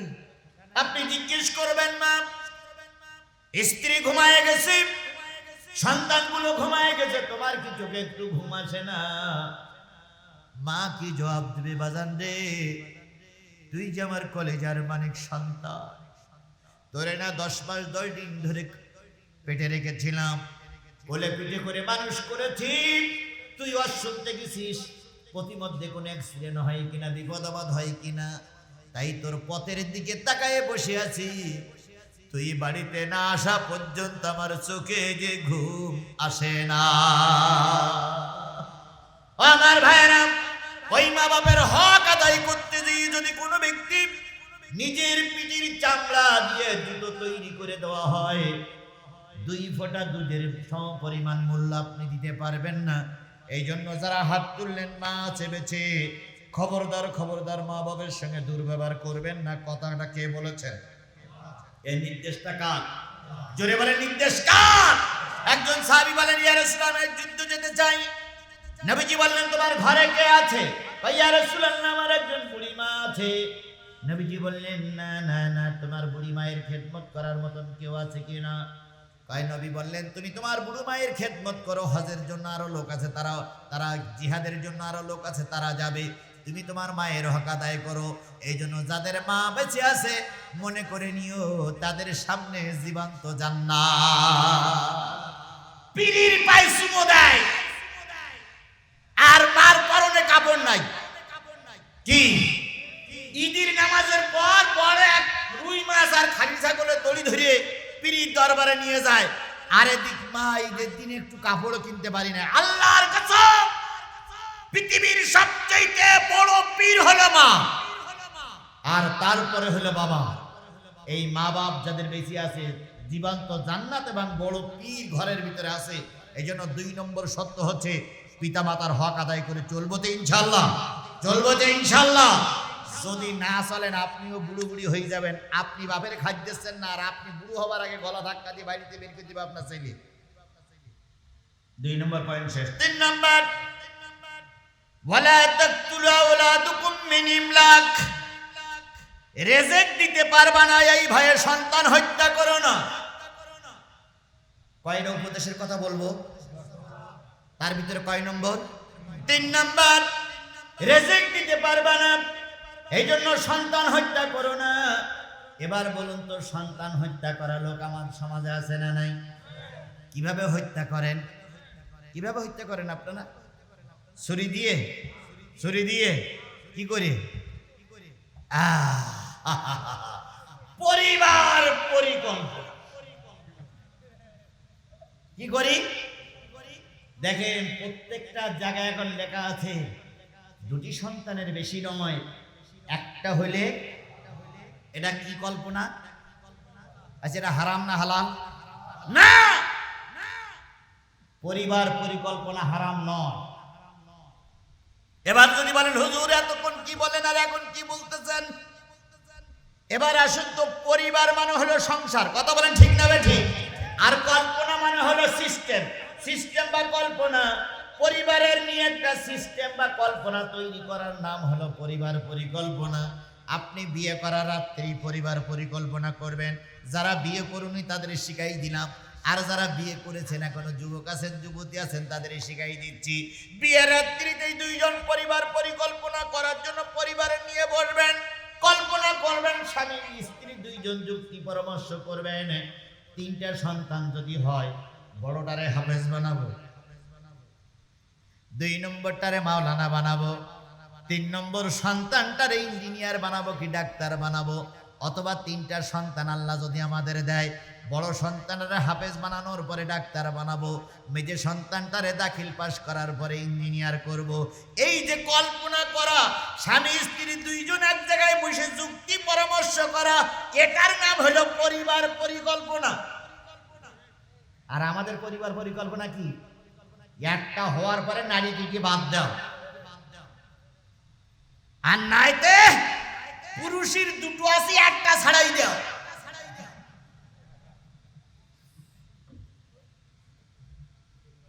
এর নাম কি? আর এখন আর পরিবার পরিকল্পনা, এখন আর দেখেন এদিকও কাটে না ওদিকও কাটে না। যে পিছনে পিছনে ওই যে মেন জায়গায় যে শিরা যায়, ওই শিরাটা কি এদিকে একটা সেলাই দেয় ওদিকে একটা সেলাই দেয়। সেলাই দেওয়ার পরে সব চলবে, কিন্তু ওতে যে রক্ত মাংস বাইরে ওতে আব্বা হওয়া যাবে না। এইটার নাম পরিবার পরিকল্পনা নয়। আল্লাহ রাসূলের কাছে একজন সাহাবী এসে বলে, বলেন ইয়া রাসূলুল্লাহ সন্তান ঘন ঘন আসতেছে কি করব?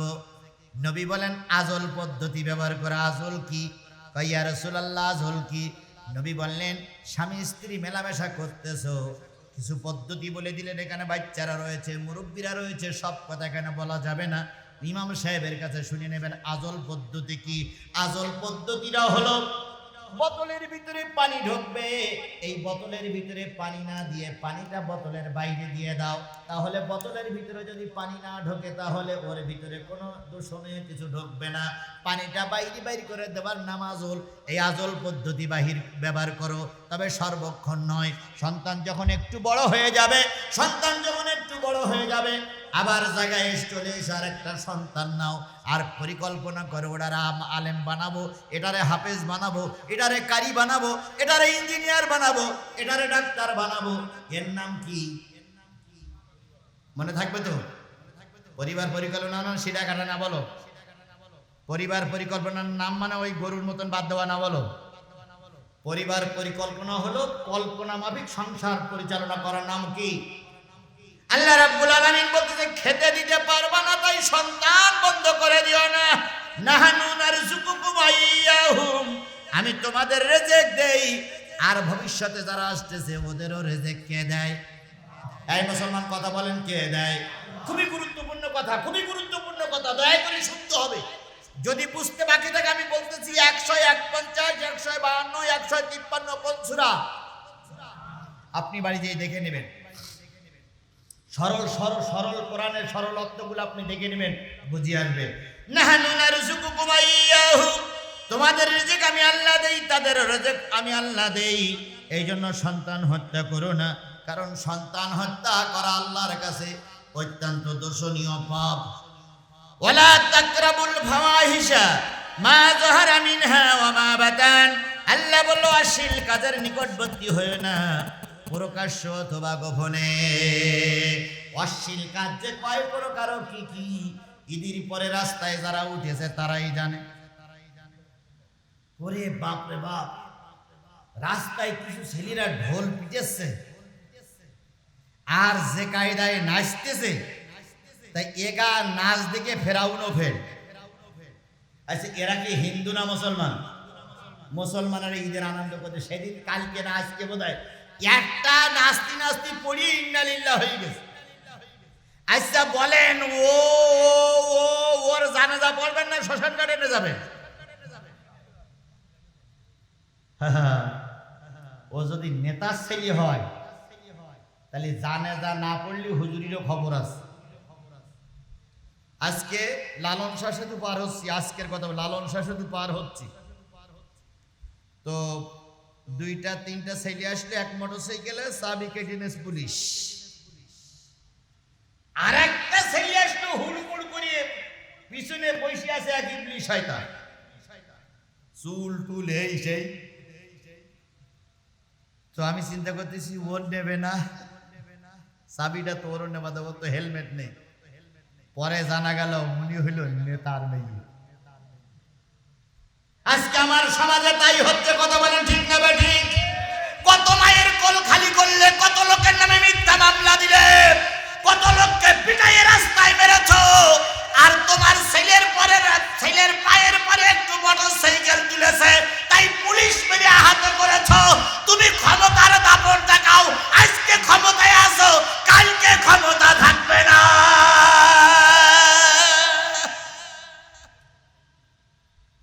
হুজুর ওয়াজ ভালো করে করিয়েন না, তোমার বাড়ি যাইতে দেব না। তোমার জানাজা হুজুর দিয়ে হবে না, ও জানাজা মুসি দিয়ে পড়াই কি হবে? আর যদিও আমরা জানাজা পড়াই উজু ছাড়া, বিনা উজুতি জানাজা দেব, কথা বলেন ঠিক না ঠিক? হুজুর দেখলি এখন চুলকানি হয়, আবার মরে গেলি ছেলে কয় হুজুর, হুজুর কয় কি কয়, হুজুর একটু জানাজা পড়াই দেন। হুজুর কয় জানাজা পড়বো, আমার নামে মিথ্যা মামলা দিয়েছে 19টা তোর বাপ। এরম ভদ্রলোক আছে না নাই? জোরে বলেন আছে না নাই?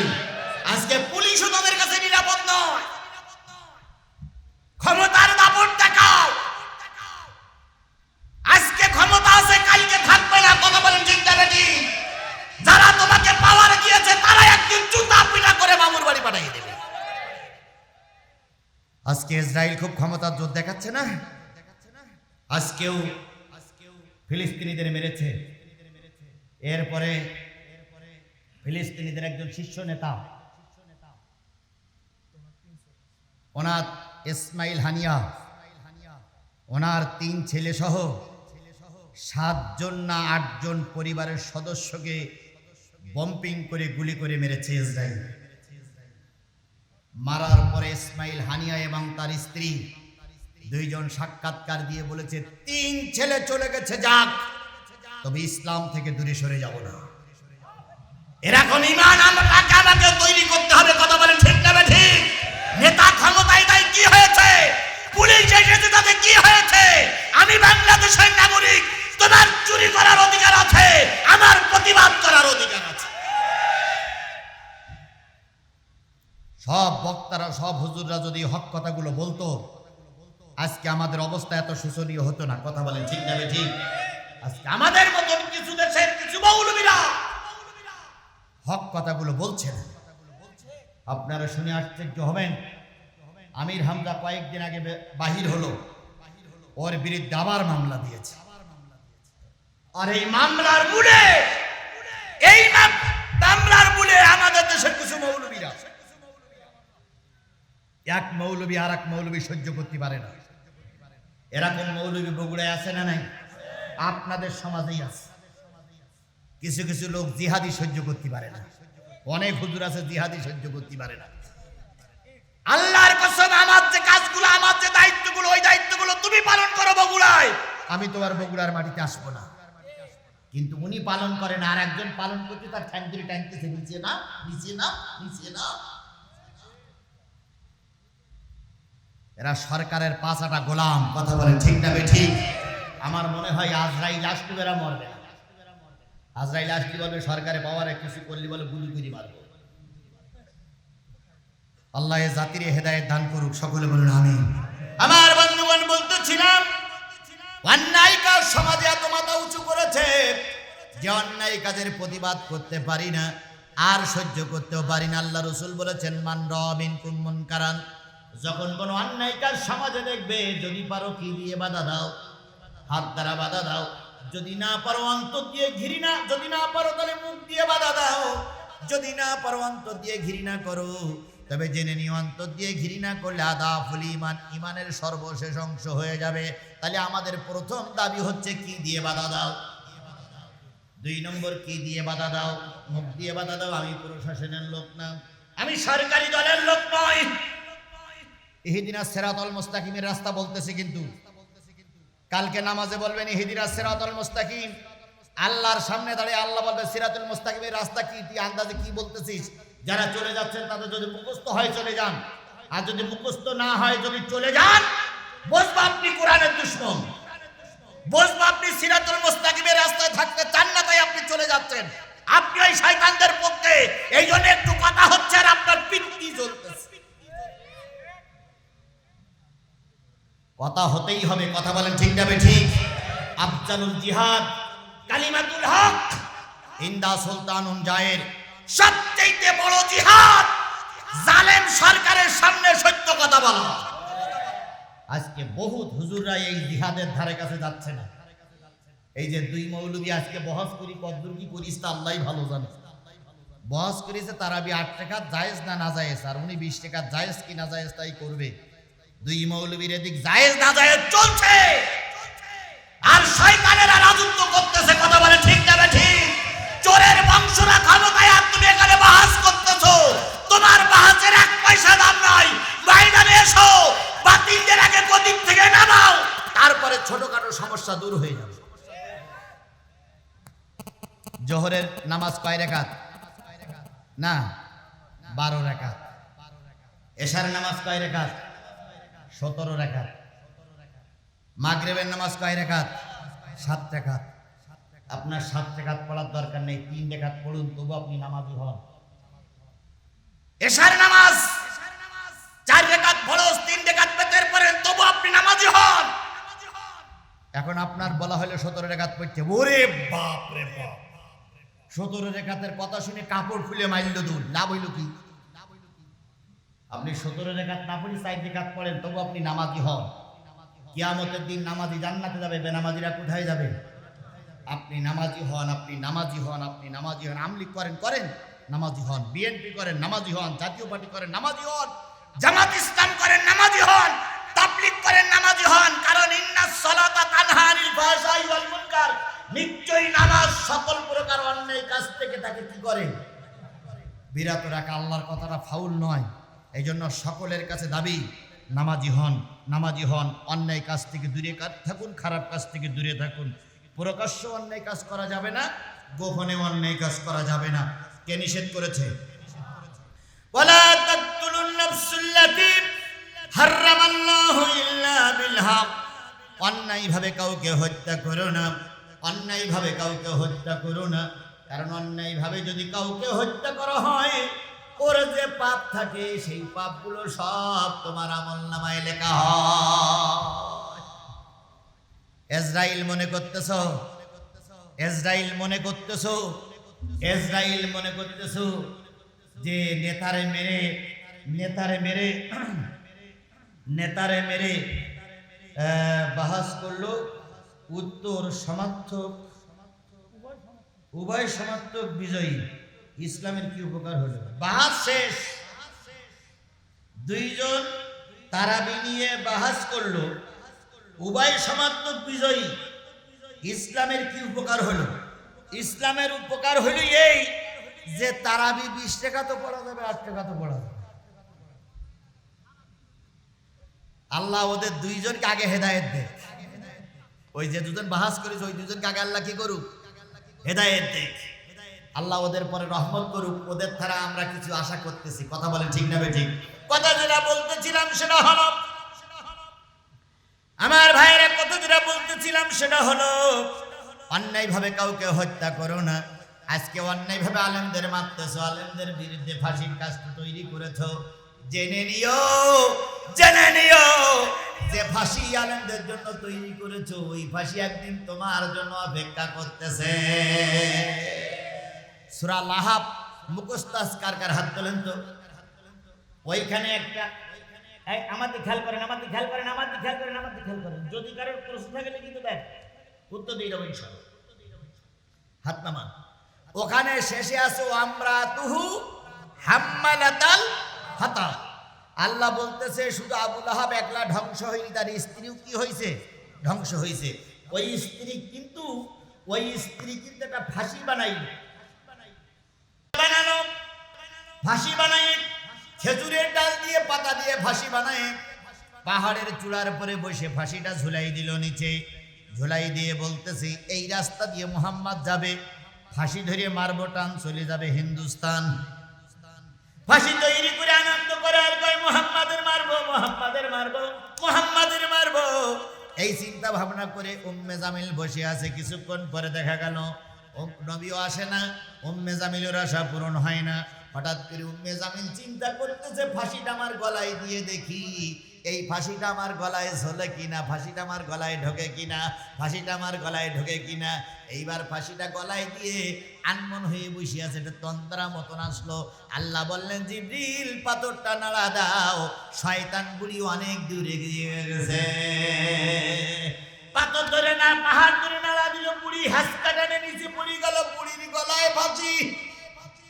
আজকে উম্মে জামিলের ছোট বোনেরা যতই ফাঁসি বানাচ্ছ, ফাঁসি দিতে দিতে একদিন ওই ফাঁসি তোমাদের গলায় আল্লাহ পরাবে।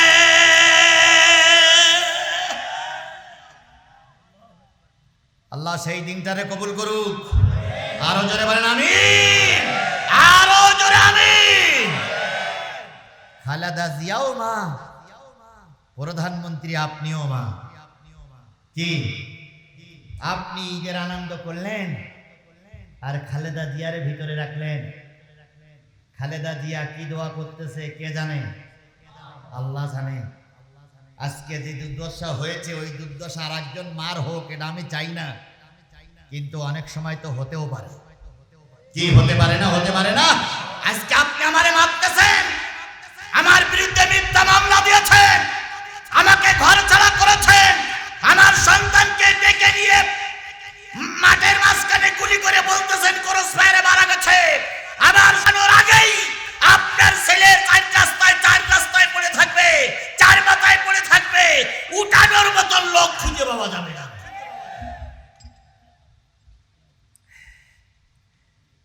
একজন ব্যক্তির বিচার হচ্ছে আদালতে, ভালো করে বুঝেন, আদালতে বিচার হচ্ছে হত্যা মামলার বিচার, একদম সত্য ঘটনা, হত্যা মামলার বিচার। এখন হত্যা মামলার বিচার, যিনি হত্যা মামলার আসামি তিনি হত্যা করেন নাই, তারপরেও তাকে ফাঁসিতে ঝুলতে হচ্ছে। ঘটনা ছিল এরকম, ফজরের নামাজ পড়ি সবাই বাড়ি বাহির যাচ্ছে, হঠাৎ করে এক লোক টাকা নিয়ে আসতেছিল বিদেশ থেকে, সেই লোকটার কাছ থেকে টাকা ছিনতাই করে ডাকাতিরা চলে যাচ্ছিল। এখন ওই লোক বাধা দিচ্ছে, ডাকাতিরা পেটের ভিতরে ছুরি দিয়ে ওর মেরে, রাস্তায় মেরে ও টাকা নিয়ে চলে যাচ্ছে। ভালো করে শুনেন, এখন ওই পেটের ভিতরে ছুরি গ্যার গ্যার গ্যার গ্যার করতেছে, নামাজিরা সবাই তাকাই দেখতেছে, কিন্তু কেউ কোলের কাছে যাচ্ছে না। হঠাৎ করে একজন যে বলতেছে, আল্লাহ তোমার এক বান্দা মারা যাবে, আর আমি চুপ করে দাঁড়াই থাকবো? এখন ওই বান্দা ওর ওই কোলের ভিতরে নিয়ে মনে করলে ছুরিকান বেরি করে ওখানে একটা গামছা দিয়ে একটা পোটলা দেই যাতে করে রক্ত বন্ধ হয়। ছুরি হাতে করে বেরি করতে আর অমনি পুলিশের গাড়ি আসছে। পুলিশের গাড়ি এসে দেখলো যে নামাজির লোকের কোলে কি লাশ, হাতে কি, শরীর মাথা দিয়ে কি পড়তেছে, রক্ত পড়তেছে। পুলিশ ওই লোকটারই ধরল, অথচ ওই লোকটা কি দোষী না নির্দোষ?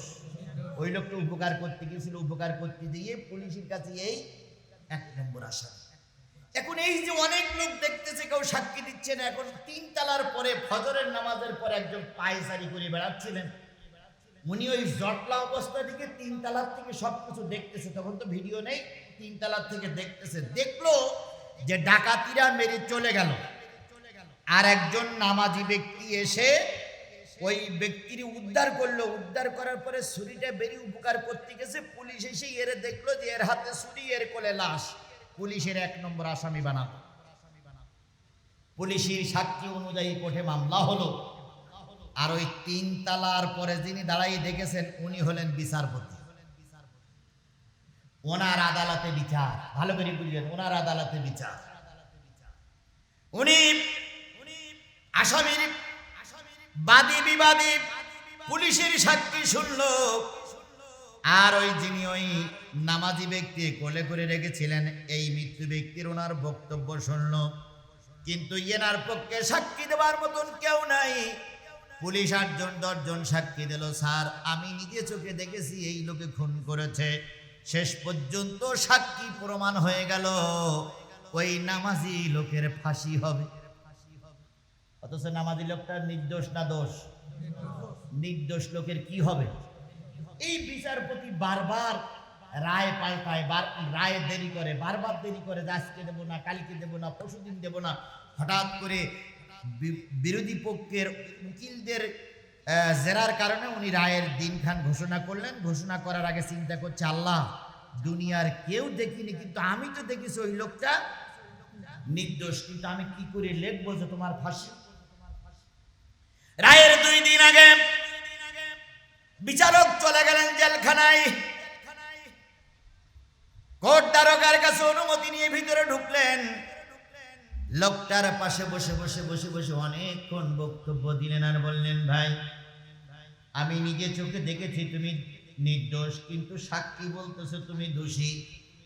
তোমার তো ফাঁসি হওয়ার কথা ছিল না, কারণ আল্লাহ নিজেই বলেছেন, ইয়া আইয়ুহাল্লাযীনা আমানু, আল্লাহ নিজেই বলেছেন হত্যার বিনিময়ে হত্যা করো।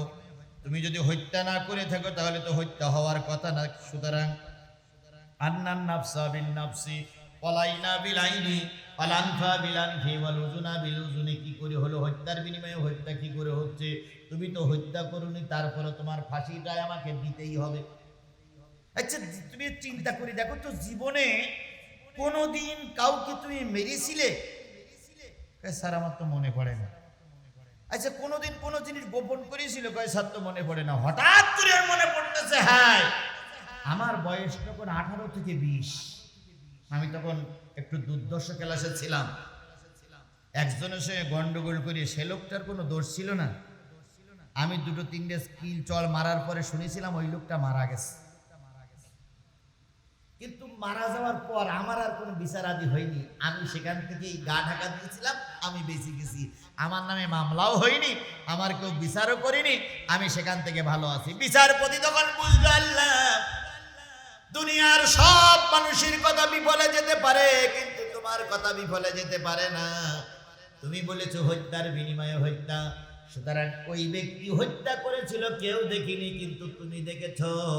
আজকে এই ব্যক্তি এই ব্যাপারে নিষ্পাপ, কিন্তু আগের একটা হত্যা মামলা আছে, সেই কারণে আজকে তার ফাঁসির রায় হয়ে যাচ্ছে। পরের দিন বিচারপতি রায় দিলেন তোমার ফাঁসি। আজকে তোমরা মারতেছ, আজকে তোমরা আমার সন্তানকে ঘরের থেকে বের করে নিয়ে যাচ্ছ, মিথ্যা মামলা দিয়ে সাধু সাজতেছ, কেউ দেখিনি, কে দেখতেছে? সেই আল্লাহ এখন আছে? এই মুসলমান, সেই আল্লাহ এখন আছে? এই বগুড়ার মুসলমানেরা সেই আল্লাহ এখন আছে? চিন্তা করো না, তোমরা আমাকে কাঁদাইয়েছো, তোমাদের কান্নার জন্য কি অপেক্ষা করতেছে? আল্লাহ দরবার অপেক্ষা করতেছে, তোমাকে একদিন কাঁদতে হবেই। বেশি দূরে যাব না, তাহলে শেষ করতে পারবে না। আল্লাহ রাব্বুল আলামিন বলতেছে অন্যায় ভাবে কাউকে হত্যা করো না। যালিকুম আসসাকুম বিহি লাআল্লাকুম তাকিলুন। এই নসিহত এতক্ষণ পর্যন্ত আমি আল্লাহ রাব্বুল আলামিন করলাম যাতে করে তোমরা বোঝো। কে বলতেছেন? বোঝো। এবার আসুন, ওয়ালা তাকরাবুল মালাল ইয়াতীম, ইতিমের মালের নিকটবর্তী হয়ো না, ইল্লা বিল্লাতি হিয়া আহসান, যতক্ষণ পর্যন্ত উত্তম পন্থা না আসবে ততক্ষণ পর্যন্ত এতিমের 12টা তো বেরিয়ে গেছে, আর বেশিক্ষণ নয়। বিল্লাতি হিয়া আহসান, উত্তম পন্থা ছাড়া, হাত্তা ইয়াবলুগা শাদ্দাহু, যতক্ষণ তারা যৌবনে পদার্পণ না করে ততক্ষণ পর্যন্ত এতিমের মালের নিকটবর্তী হয়ো না, এতিমের মালের কাছে যেও না, কারণ এতিমের মাল হক আদায় করা তোমাদের হক। এবার বলুন তো, আমরা এতিমের মাল খাই না, এতিমের হক আদায় করি? জোরে বলেন, এতিমের মাল হক আদায় করি না, এতিমের মাল খাই। নবী বলেছেন যদি কোনো এতিমের মাথায় হাত বুলাইয়া দেওয়া হয়, ওই এতিমের মাথায় যত চুল আছে তত পরিমাণ নাকি আমলনামা, তোমার আমলনামায় লেখা হয়। আর যতগুলো গুনাহ আছে সব গুনাহগুলো আল্লাহ কি করে দেয়? মাফ করে দেয়। অথচ আমরা এতিমের মাথায় হাত বুলাই না, বরং এতিমের মাল খাই। আল্লাহ রাসূল ঈদুল ফিতরের দিন ঈদগার ময়দানে আসলেন, এসে দেখলেন একটা বাচ্চা কাঁদতেছে। কি আপনাদের মুখস্থ আছে না? এই অবস্থা আপনারা জানেন, একটা বাচ্চা কাঁদতেছে। নবীজি জিজ্ঞেস করলেন, হায় রে বাচ্চা, আজকে ঈদের দিন সবাই ঈদগার ময়দানে এসেছে, তুমি কাঁদো কেন? ওই বাচ্চাটা কি বলেছিলেন নিশ্চয় আপনারা জানেন। বাচ্চারা বলেছিলেন, কে গো তুমি? কি তোমার নাম, কি তোমার পরিচয়? যুদ্ধে আমার আব্বা মারা গেছে, মার একটা বিয়ে করেছে, যার সঙ্গে বিয়ে হয়েছে সেই মা আমার দৈনিক 2-3 বার করে পিটায়, তাই আমার মা পাঠিয়েছে নবীর সঙ্গে কথাটা বলার জন্য, তোমার সঙ্গে বলবো না। নবীজি বললেন, তুমি কি কোনোদিন নবীরে দেখেছো? কয় না, দেখিনি।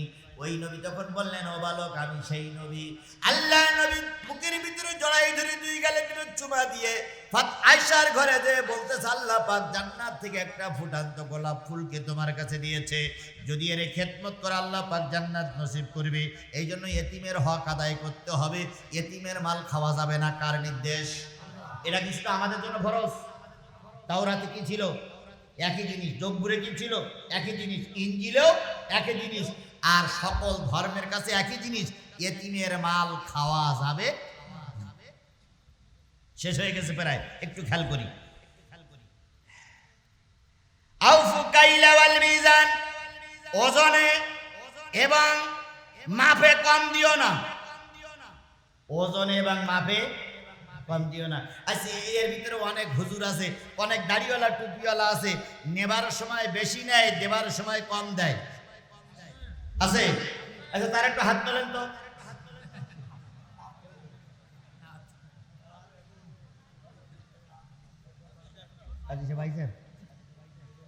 নেবার সময় বেশি নেয়, দেবার সময় কম দেয়, কারা কারা হাত তোলেন? একটাও নেই, সব ফেরেশতা। অথচ এরকম লোক আমার সমাজে আছে না নাই? কি করবেন আপনি সম্পদ তৈরি করে, যেহেতু এই সম্পদগুলো আপনার সঙ্গে যাবে না। এই জন্য আল্লাহ রাসূল একজন আটা বিক্রি করতেছেন, ভালো করে আটা বিক্রি করতেছেন, তো আটার ভিতরে হাত দিয়ে দেখে উপরে শুকনো নিচে ভিজে। নবীজি বললেন যারা মালে ভেজাল দেয় এরা জাহান্নামী। হতে পারো তুমি রসুলের সাহাবী, কিন্তু মালে ভেজাল দিলে সে কোথায় যাবে? আচ্ছা, ইরাকের যুদ্ধ হয়েছিল কত সালে? ওইরকম 90-91 সালে। আমি তখন ফাজেলে পড়ি, ভালো করে আমার কথাটা মনে কর, ফাজেলে পড়ি। বাইতুল মুকাররমের সামনে এক লোক কম্বল বিক্রি করতেছে। আমার দাড়ি আর দাড়ি, বুক জোড়া দাড়ি, একদম দেখলি মনে হয় যে জান্নাত থেকে পালাই আইছে। এত বড় দরবেশ, আল্লাহর ওলি। তো এখানে এক সাইড কম্বল, এখানে এক সাইড কম্বল। মুসল্লিরা আসরের নামাজ পড়ে বেরিয়েছে। আমরাও ওই সিলেটে গেছিলাম, ওখান থেকে আমি যখন যশোর আলিয়া ছাত্র বেরিয়ে আসছি, বেরিয়ে এসে কম্বল বিক্রি করা দেখতেছি। এখন এক লোক এসে নামাজে এসে বলতেছে আচ্ছা কম্বল কত? তো বলতেছে তখন 80 টাকা দাম।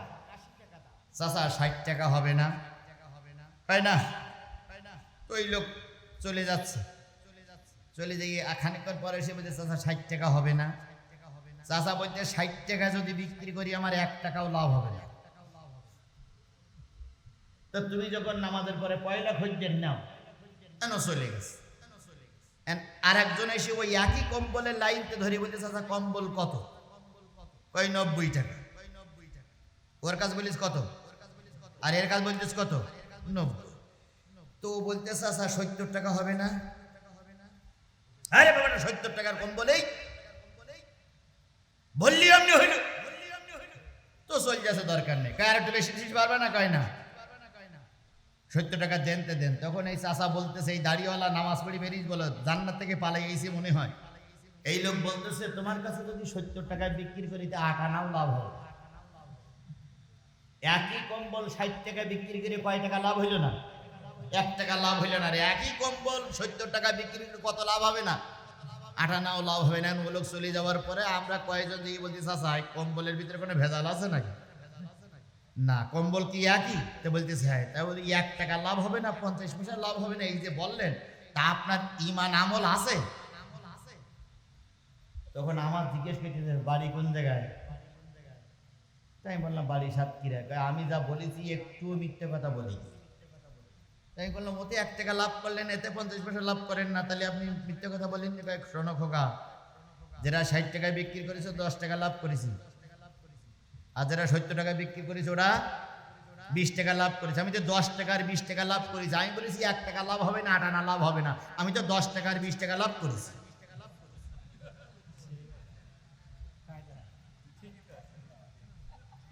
আমি তখন আকাশের দিকে তাকাই বলতে আল্লাহ শয়তানের গালাগাল দেই কেন আমরা? আজ তো শয়তান তো এখানে বসে আছে। এরকম শয়তান আমাদের ভিতরে আছে না নাই? এই জন্য আল্লাহ রাব্বুল আলামিন বলেন যেই ধর্মের লোক হও, যেই জাতি গোষ্ঠীর লোক হও, বিচার সময় কম দিও না, নেবার সময় বেশি নিও না, ইনসাফপূর্ণ বিচার করো। এবার তোমরা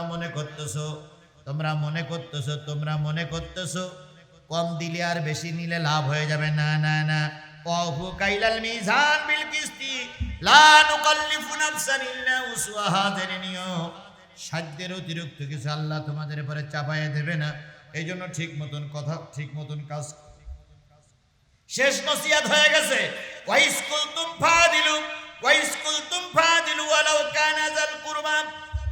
আল্লাহ বলতেছে আজকে বগুড়ার মৌলবীদের বলি, দেশের মৌলবীদের বলি, বড় বড় পীর মাশায়েখদের বলি, তোমরা আমার বিরুদ্ধে সমালোচনা করো, তোমরা আমার বিরুদ্ধে কথা বলো, জিহাদি এত গরম কথা বলে কেন? দয়া করে এই কোরআনটার আয়াতটা পড়ি দেখো। আল্লাহ বলতেছে ওয়াইসকুলতুম ফাদিলু, যখন কথা বলবা সত্য কথাটাই বলো। কার নির্দেশ?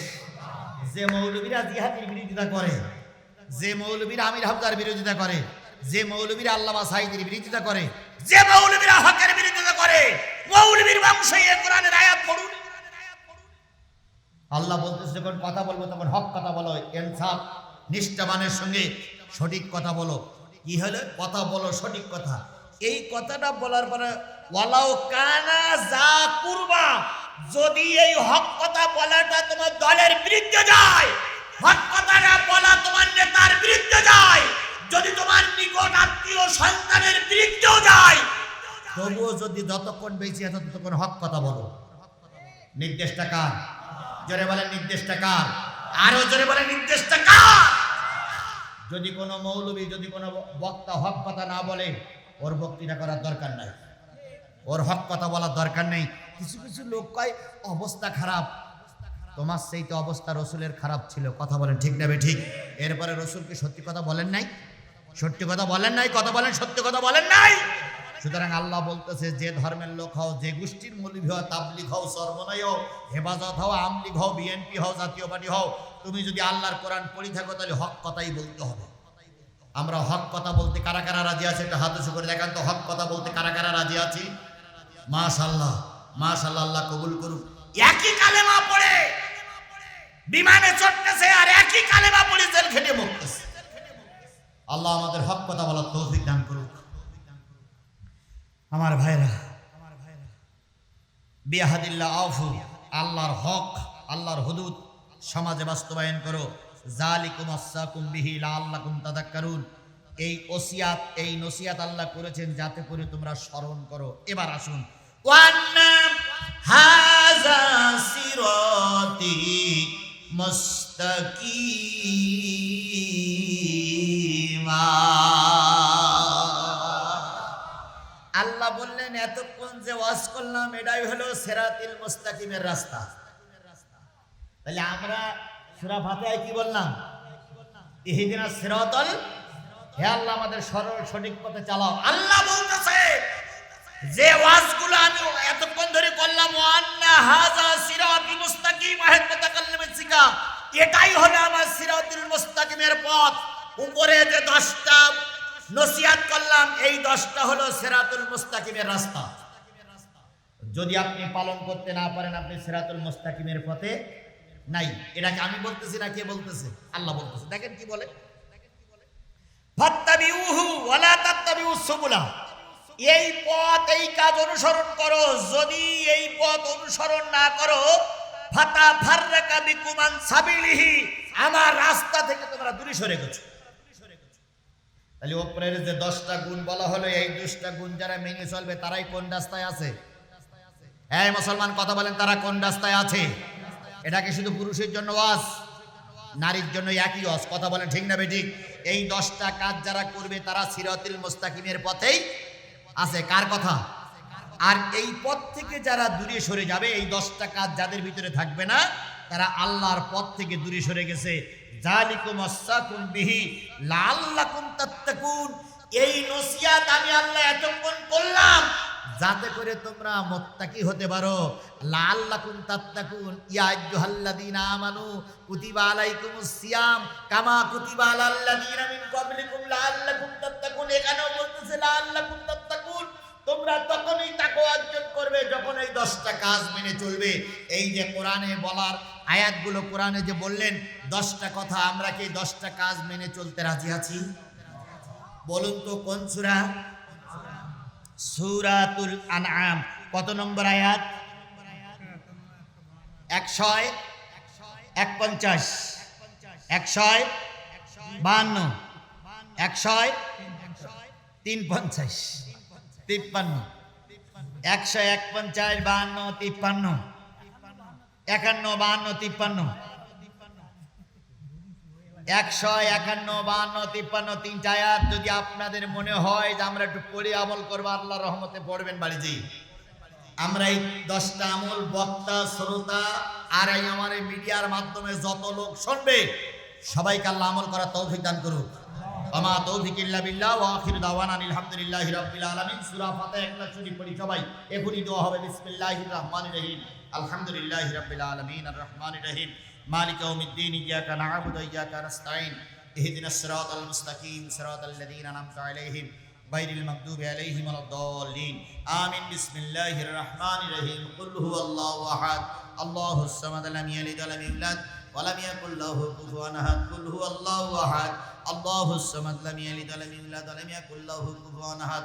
সকলে মিলে বলুন আস্তাগফিরুল্লাহ রাব্বি মিন কুল্লি জামবি ওয়া আতুবু ইলাইহি লা হাওলা ওয়ালা কুওয়াতা ইল্লা বিল্লাহিল আলিয়্যিল আযীম। আল্লাহুম্মা রব্বানা যালামনা আনফুসানা ওয়া ইল্লাম তাগফির লানা ওয়া তারহামনা লানাকুনান্না মিনাল খাসিরিন।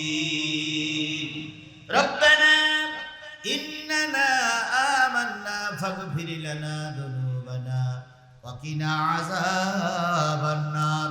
আল্লাহুম্মা রাব্বিরহামহুমা কামা রাব্বায়ানি সগীরা ওয়া কুর রাব্বিরহামহুমা কামা রাব্বায়ানি সগীরা।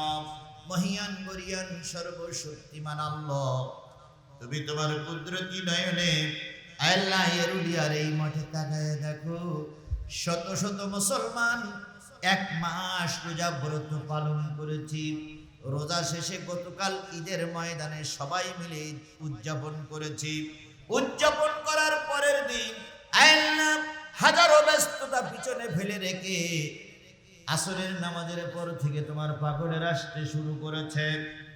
দেখতে দেখতে দেখতে দেখতে কখন জানি 12টার কাঁটা পার হয়ে আরো 10-15 মিনিট 20 মিনিট হয়ে গেছে। দীর্ঘ সময় ধরে ধরে আল্লাহ সূরা আনআমের কয়েকটা আয়াতের পরে আলোচনা হলো, শুনলাম, বুঝলাম। দয়া করে আমাদের সিরাতুল মুস্তাকিমের পথে পরিচালিত হওয়ার তৌফিক দিয়ে দাও। এই মাহফিলের ইন্তজাম যারা করলো, শোনার জন্য যারা আসলো, বলার জন্য আমরা যারা এসেছিলাম, আর এই মাহফিলে যুবকদের উৎসাহিত করার জন্য যারা টাকা দিল, পয়সা দিল, সময় দিল, শ্রম দিল, মেধা দিল, কথা দিল, কিয়ামতের দিন মুসিবতের কালে এই মাহফিল আমাদের সকলের নাজাতের জরিয়া বানায়া দিও। গভীর রজনীতে হাত তুলেছি আল্লাহ, কত লোকের মা নাই, কত লোকের বাবা নাই। গত ঈদে মাকে নিয়ত করেছিলাম, বাবাকে নিয়ত করেছিলাম। এই দেশে দেখলাম ঈদ করে বাড়ি গেলাম, বাবার খাটের পরে বাবা নাই, মায়ের খাটের পরে খাট আছে, মা নাই। মায়ের পাড়ের বাটাটা পড়ে আছে, চশমাটা পড়ে আছে, কিন্তু মা নাই। ও আমার রব, ও আমার আল্লাহ, পৃথিবীতে সবচেয়ে আপনজন হলো মা, পৃথিবীতে সবচেয়ে আপনজন হলো বাবা। সেই বাবা মা যার কবরের ভিতরে মন মন মাটি বুকে করে নিয়ে চার দেওয়ালের ভিতরে আটকা পড়ে গেছি আমি মুসাফির। শত শত আলেম ওলামাদেরকে নিয়ে, হাফেজে কোরআনদেরকে নিয়ে, আমার এই মঞ্চে অনেক অনেক বড় বড় আলেম ওলামাদেরকে নিয়ে হাত তুলেছি রে বাবু। বাবাবের কবরগুলো তুমি জান্নাত দিয়ে ভরপুর করে দাও। আমি যখন ছোট ছিলাম, রাতে জ্বর এসেছে, সারা রাত মা মাথার কাছে বসে, বাবা মাথার কাছে বসে চৌকিদারের ভূমিকা পালন করেছে। একটু জ্বর যখন বেশি এসেছে, মা তখন ভিজা কাপড় দিয়ে মাথাটা মুছাই দিয়েছে। আমার যখন চোখটা লাল হয়ে গেছে, মা তখন বুকের ভিতরে জড়ায় ধরে বলতেছে, খোকার বাবা, তাড়াতাড়ি ডাক্তার নিয়ে এসে, তো আমার খোকা কিন্তু কষ্ট পাচ্ছে। ও আমার রব, আমার আল্লাহ, সারা রাত জেগে জেগে যে মা যে বাবা চৌকিদারের ভূমিকা পালন করেছিল, আল্লাহ গালের শক্ত খাবারগুলো নরম করে করে আমারে খাওয়াইছিল। সন্তান বাড়ি আসবে, ঈদের দিন বাড়ি আসবে, আসতে দেরি হচ্ছে, সকলের চোখে ঘুম এসে গেছে। জনম দুঃখিনী মার চোখে ঘুম আসে না। ওই মা যার দুনিয়ার থেকে বিদায় হয়ে গেছে, আল্লাহ তারা ছাড়া মার ব্যথা কেউ বুঝবে না রে বাবু। দয়া করে মা হারা সন্তানগুলো আমরা হাত তুলেছি, আমাদের মা জননীর মাফ করে দাও। আমরা যারা বাবা হয়েছি, ঈদের দিন সন্তান বলল, আব্বু আমার একটা জামা কিনে দাও। যতক্ষণ সন্তানের জামা কিনে না দিতে পেরেছি, ততক্ষণ মনে শান্তি লাগে না। আল্লাহ যারা বাপ হয়েছে, আল্লাহ বাপ যাদের বিদায় হয়ে গেছে, প্রত্যেক বাপকে তুমি ক্ষমা করে দাও। আল্লাহ দাদা দাদি, নানা নানি, আত্মীয় স্বজন, মাতৃকুলে পিতৃকুলে শ্বশুর কুলের মানুষগুলোর আল্লাহ তুই মাফ করে দাও। বিশেষ করে আল্লাহ মঞ্চে বসে আছেন অনেকে, আল্লাহ অনেকের আপনজন চলে গেছে। কাজী সাহেবের স্ত্রী বিদায় হয়ে গেছে, তারই সন্তান আজকে মাহফিলের তৃতীয় বক্তা। ও বাবু, আমিরুর রাশিদিনকে তুমি জগৎ বিখ্যাত বক্তা বানায়া দাও। আল্লাহ সে তো আমার সাথেই থাকে, আল্লাহ জিহাদি হকের পথে থাকে, সব হকের পথে থাকে, তুমি তাকে কবুল করে নাও। মাবুদ ইতাসাবিল্লাহ ভাই হকের পক্ষের একজন কান্ডারি, হকের পক্ষে দাওয়াত করা যতগুলো আলেম আছে তিনি একজন নির্ভীক আলেম। আল্লাহ তারপরে তুমি করুণা করো, দয়া করো, তার ইলম বাড়ায়া দাও, তার কণ্ঠস্বরটা ভালো করে দাও। আল্লাহ তার দ্বারা সমাজের উপকার হয় এমন কিছু কথা বলার তৌফিক দিয়ে দাও। মুরব্বী আমার পাশে বসা, কত রকমারি খাবার যে তিনি খাওয়ালেন সব বলে শেষ করা যাবে না। আল্লাহ তারই সন্তান আলামিন যতগুলো মাহফিলে যাই সবার আগে আলামিনকে পেয়ে যাই। আলামিনের কিছু না কিছু হাদিয়া প্রতি মাহফিল আমার জন্য থাকে। আজকে আলামিনের দুইটা সন্তানকে নিয়ে দোয়া করে গেলাম, দুইটা সন্তানকে তুমি কোরআনের হাফেজ বানায়া দাও। আল্লাহ দুইটা সন্তানকে তুমি কোরআনের হাফেজ বানায়া দাও। কোরআনের হাফেজ বাপ হতে পারে আলামিনকে সে তৌফিক দান করে দাও। মুরব্বী এখন বিদায়ের পর্ব পড়ে গেছে, আল্লাহ তুমি দয়া করে ঈমান সহকারে বিদায় নিতে পারে তৌফিক দিয়ে দাও। আল্লাহ হজ করেছে তার হাজী হিসেবে কবুল করে নাও। পাশে আছে মাদ্রাসার শিক্ষক, মাদ্রাসা কমিটির সভাপতি সহ অনেক আপনজনেরা আছে, সবাইকে আল্লাহ তুমি কবুল করে নাও। ও বাবু, আমি জিহাদি বগুড়ার মানুষের কাছে কতটুকু প্রিয় আমি জানি না, তবে আমি যতটুকু জানি একটা বাপ তার সন্তানকে যেমন ভালোবাসে, একজন মুসলমান তার আপন ভাইকে যেমন ভালোবাসে, বগুড়ার মানুষেরা ঠিক তদ্রূপ আমাকেও ভালোবাসে। বাবু, এই ভালোবাসার প্রতিদান ইহকালে চাই না, পরকালে তুমি আমাদের ভালোবাসার মূল্য দিয়ে আমাদের সবাইকে জান্নাতের মেহমান হিসেবে কবুল করে নিও। আল্লাহ তাআলা যত মা বোন আজকের মাহফিল শুনতেছে সব মা বোনকে এই 10টা জিনিস আমল করার তৌফিক দিয়ে দাও। আমাদের সবাইকে হেদায়েত নসিব করে দাও। বাংলার জমিনটারে একটা বারের জন্য তুমি কোরআনের জমিন বানায়া দাও। কোরআন দিয়ে দেশ চলছে দেখার তৌফিক দিয়ে দাও। এই যে মিডিয়ার ভাইরে এসেছে, আমরা এদের আপ্যায়ন করতে পারি না, দুটো খাওয়াও দিতে পারি না। আল্লাহ কষ্ট করে প্রান্ত থেকে প্রান্ত ছুটে চলে। আগামীকাল এই ওয়াজগুলো আবার মিডিয়ায় প্রচার করবে, এতে দেশ থেকে দেশান্তরে বহু মানুষ উপকার হবে। মিডিয়ার সকল ভাইদেরকে আল্লাহ তুমি কবুল করে নাও, তাদের প্রসার বৃদ্ধি করে দাও, তাদের সম্মান ইজ্জত বাড়াইয়া দাও। আল্লাহ এই যে এখানে যে প্রতিষ্ঠানটা তৈরি হয়েছে আল্লাহ, আল্লাহ শিকারপুর সমাজ উন্নয়ন সংঘকে আল্লাহ তুমি কবুল করে দাও। শিকারপুর সমাজ উন্নয়ন সংঘকে আল্লাহ তুমি কবুল করে নাও। এই সংঘের মান সম্মান বৃদ্ধি করে দাও। আলেম মাদ্রাসা কিয়ামত পর্যন্ত এখানে টিকে থাকার তৌফিক দিয়ে দাও। হাজারো আলেম বাহির হয়ে গেছে, আরো আলেমের থেকে বাইরে যেতে পারে তৌফিক দিয়ে দাও। তোমার দোস্তের খাতিরে আল্লাহ আমাদের সকলের দোয়া মেহেরবানি করে কবুল করে নাও। কোন বান্দা কোন আশা নিয়ে হাত তুলেছে আমি জানি না, সকলের মনের অন্তরের অন্তঃস্থলের দোয়াগুলো কবুল করে নাও। আজকের ভাই নাসির ভাই, মাইকলা ভাই নাসির ভাই, সবুজ ভাই সহ এখানে আমাদের আনোয়ার ভাই এসেছে, সকলকে আল্লাহ তুমি কবুল করে নাও। অনেক কথা বলতে পারিনি, অন্তরের খবর রাখো তুমি, সকলের অন্তরের অন্তঃস্থলের দোয়াগুলো কবুল করে নাও। সুবহানা রাব্বিকা রাব্বিল ইজ্জাতি আম্মা ইয়াসিফুন ওয়া সালামুন আলাল মুরসালিন ওয়ালহামদুলিল্লাহি রাব্বিল আলামিন। ওয়াজআল আখিরা কালামিনা ইনদাল মাউতি লা ইলাহা ইল্লাল্লাহ মুহাম্মাদুর রাসূলুল্লাহ। আসসালামু আলাইকুম ওয়া রাহমাতুল্লাহি ওয়া বারাকাতুহু।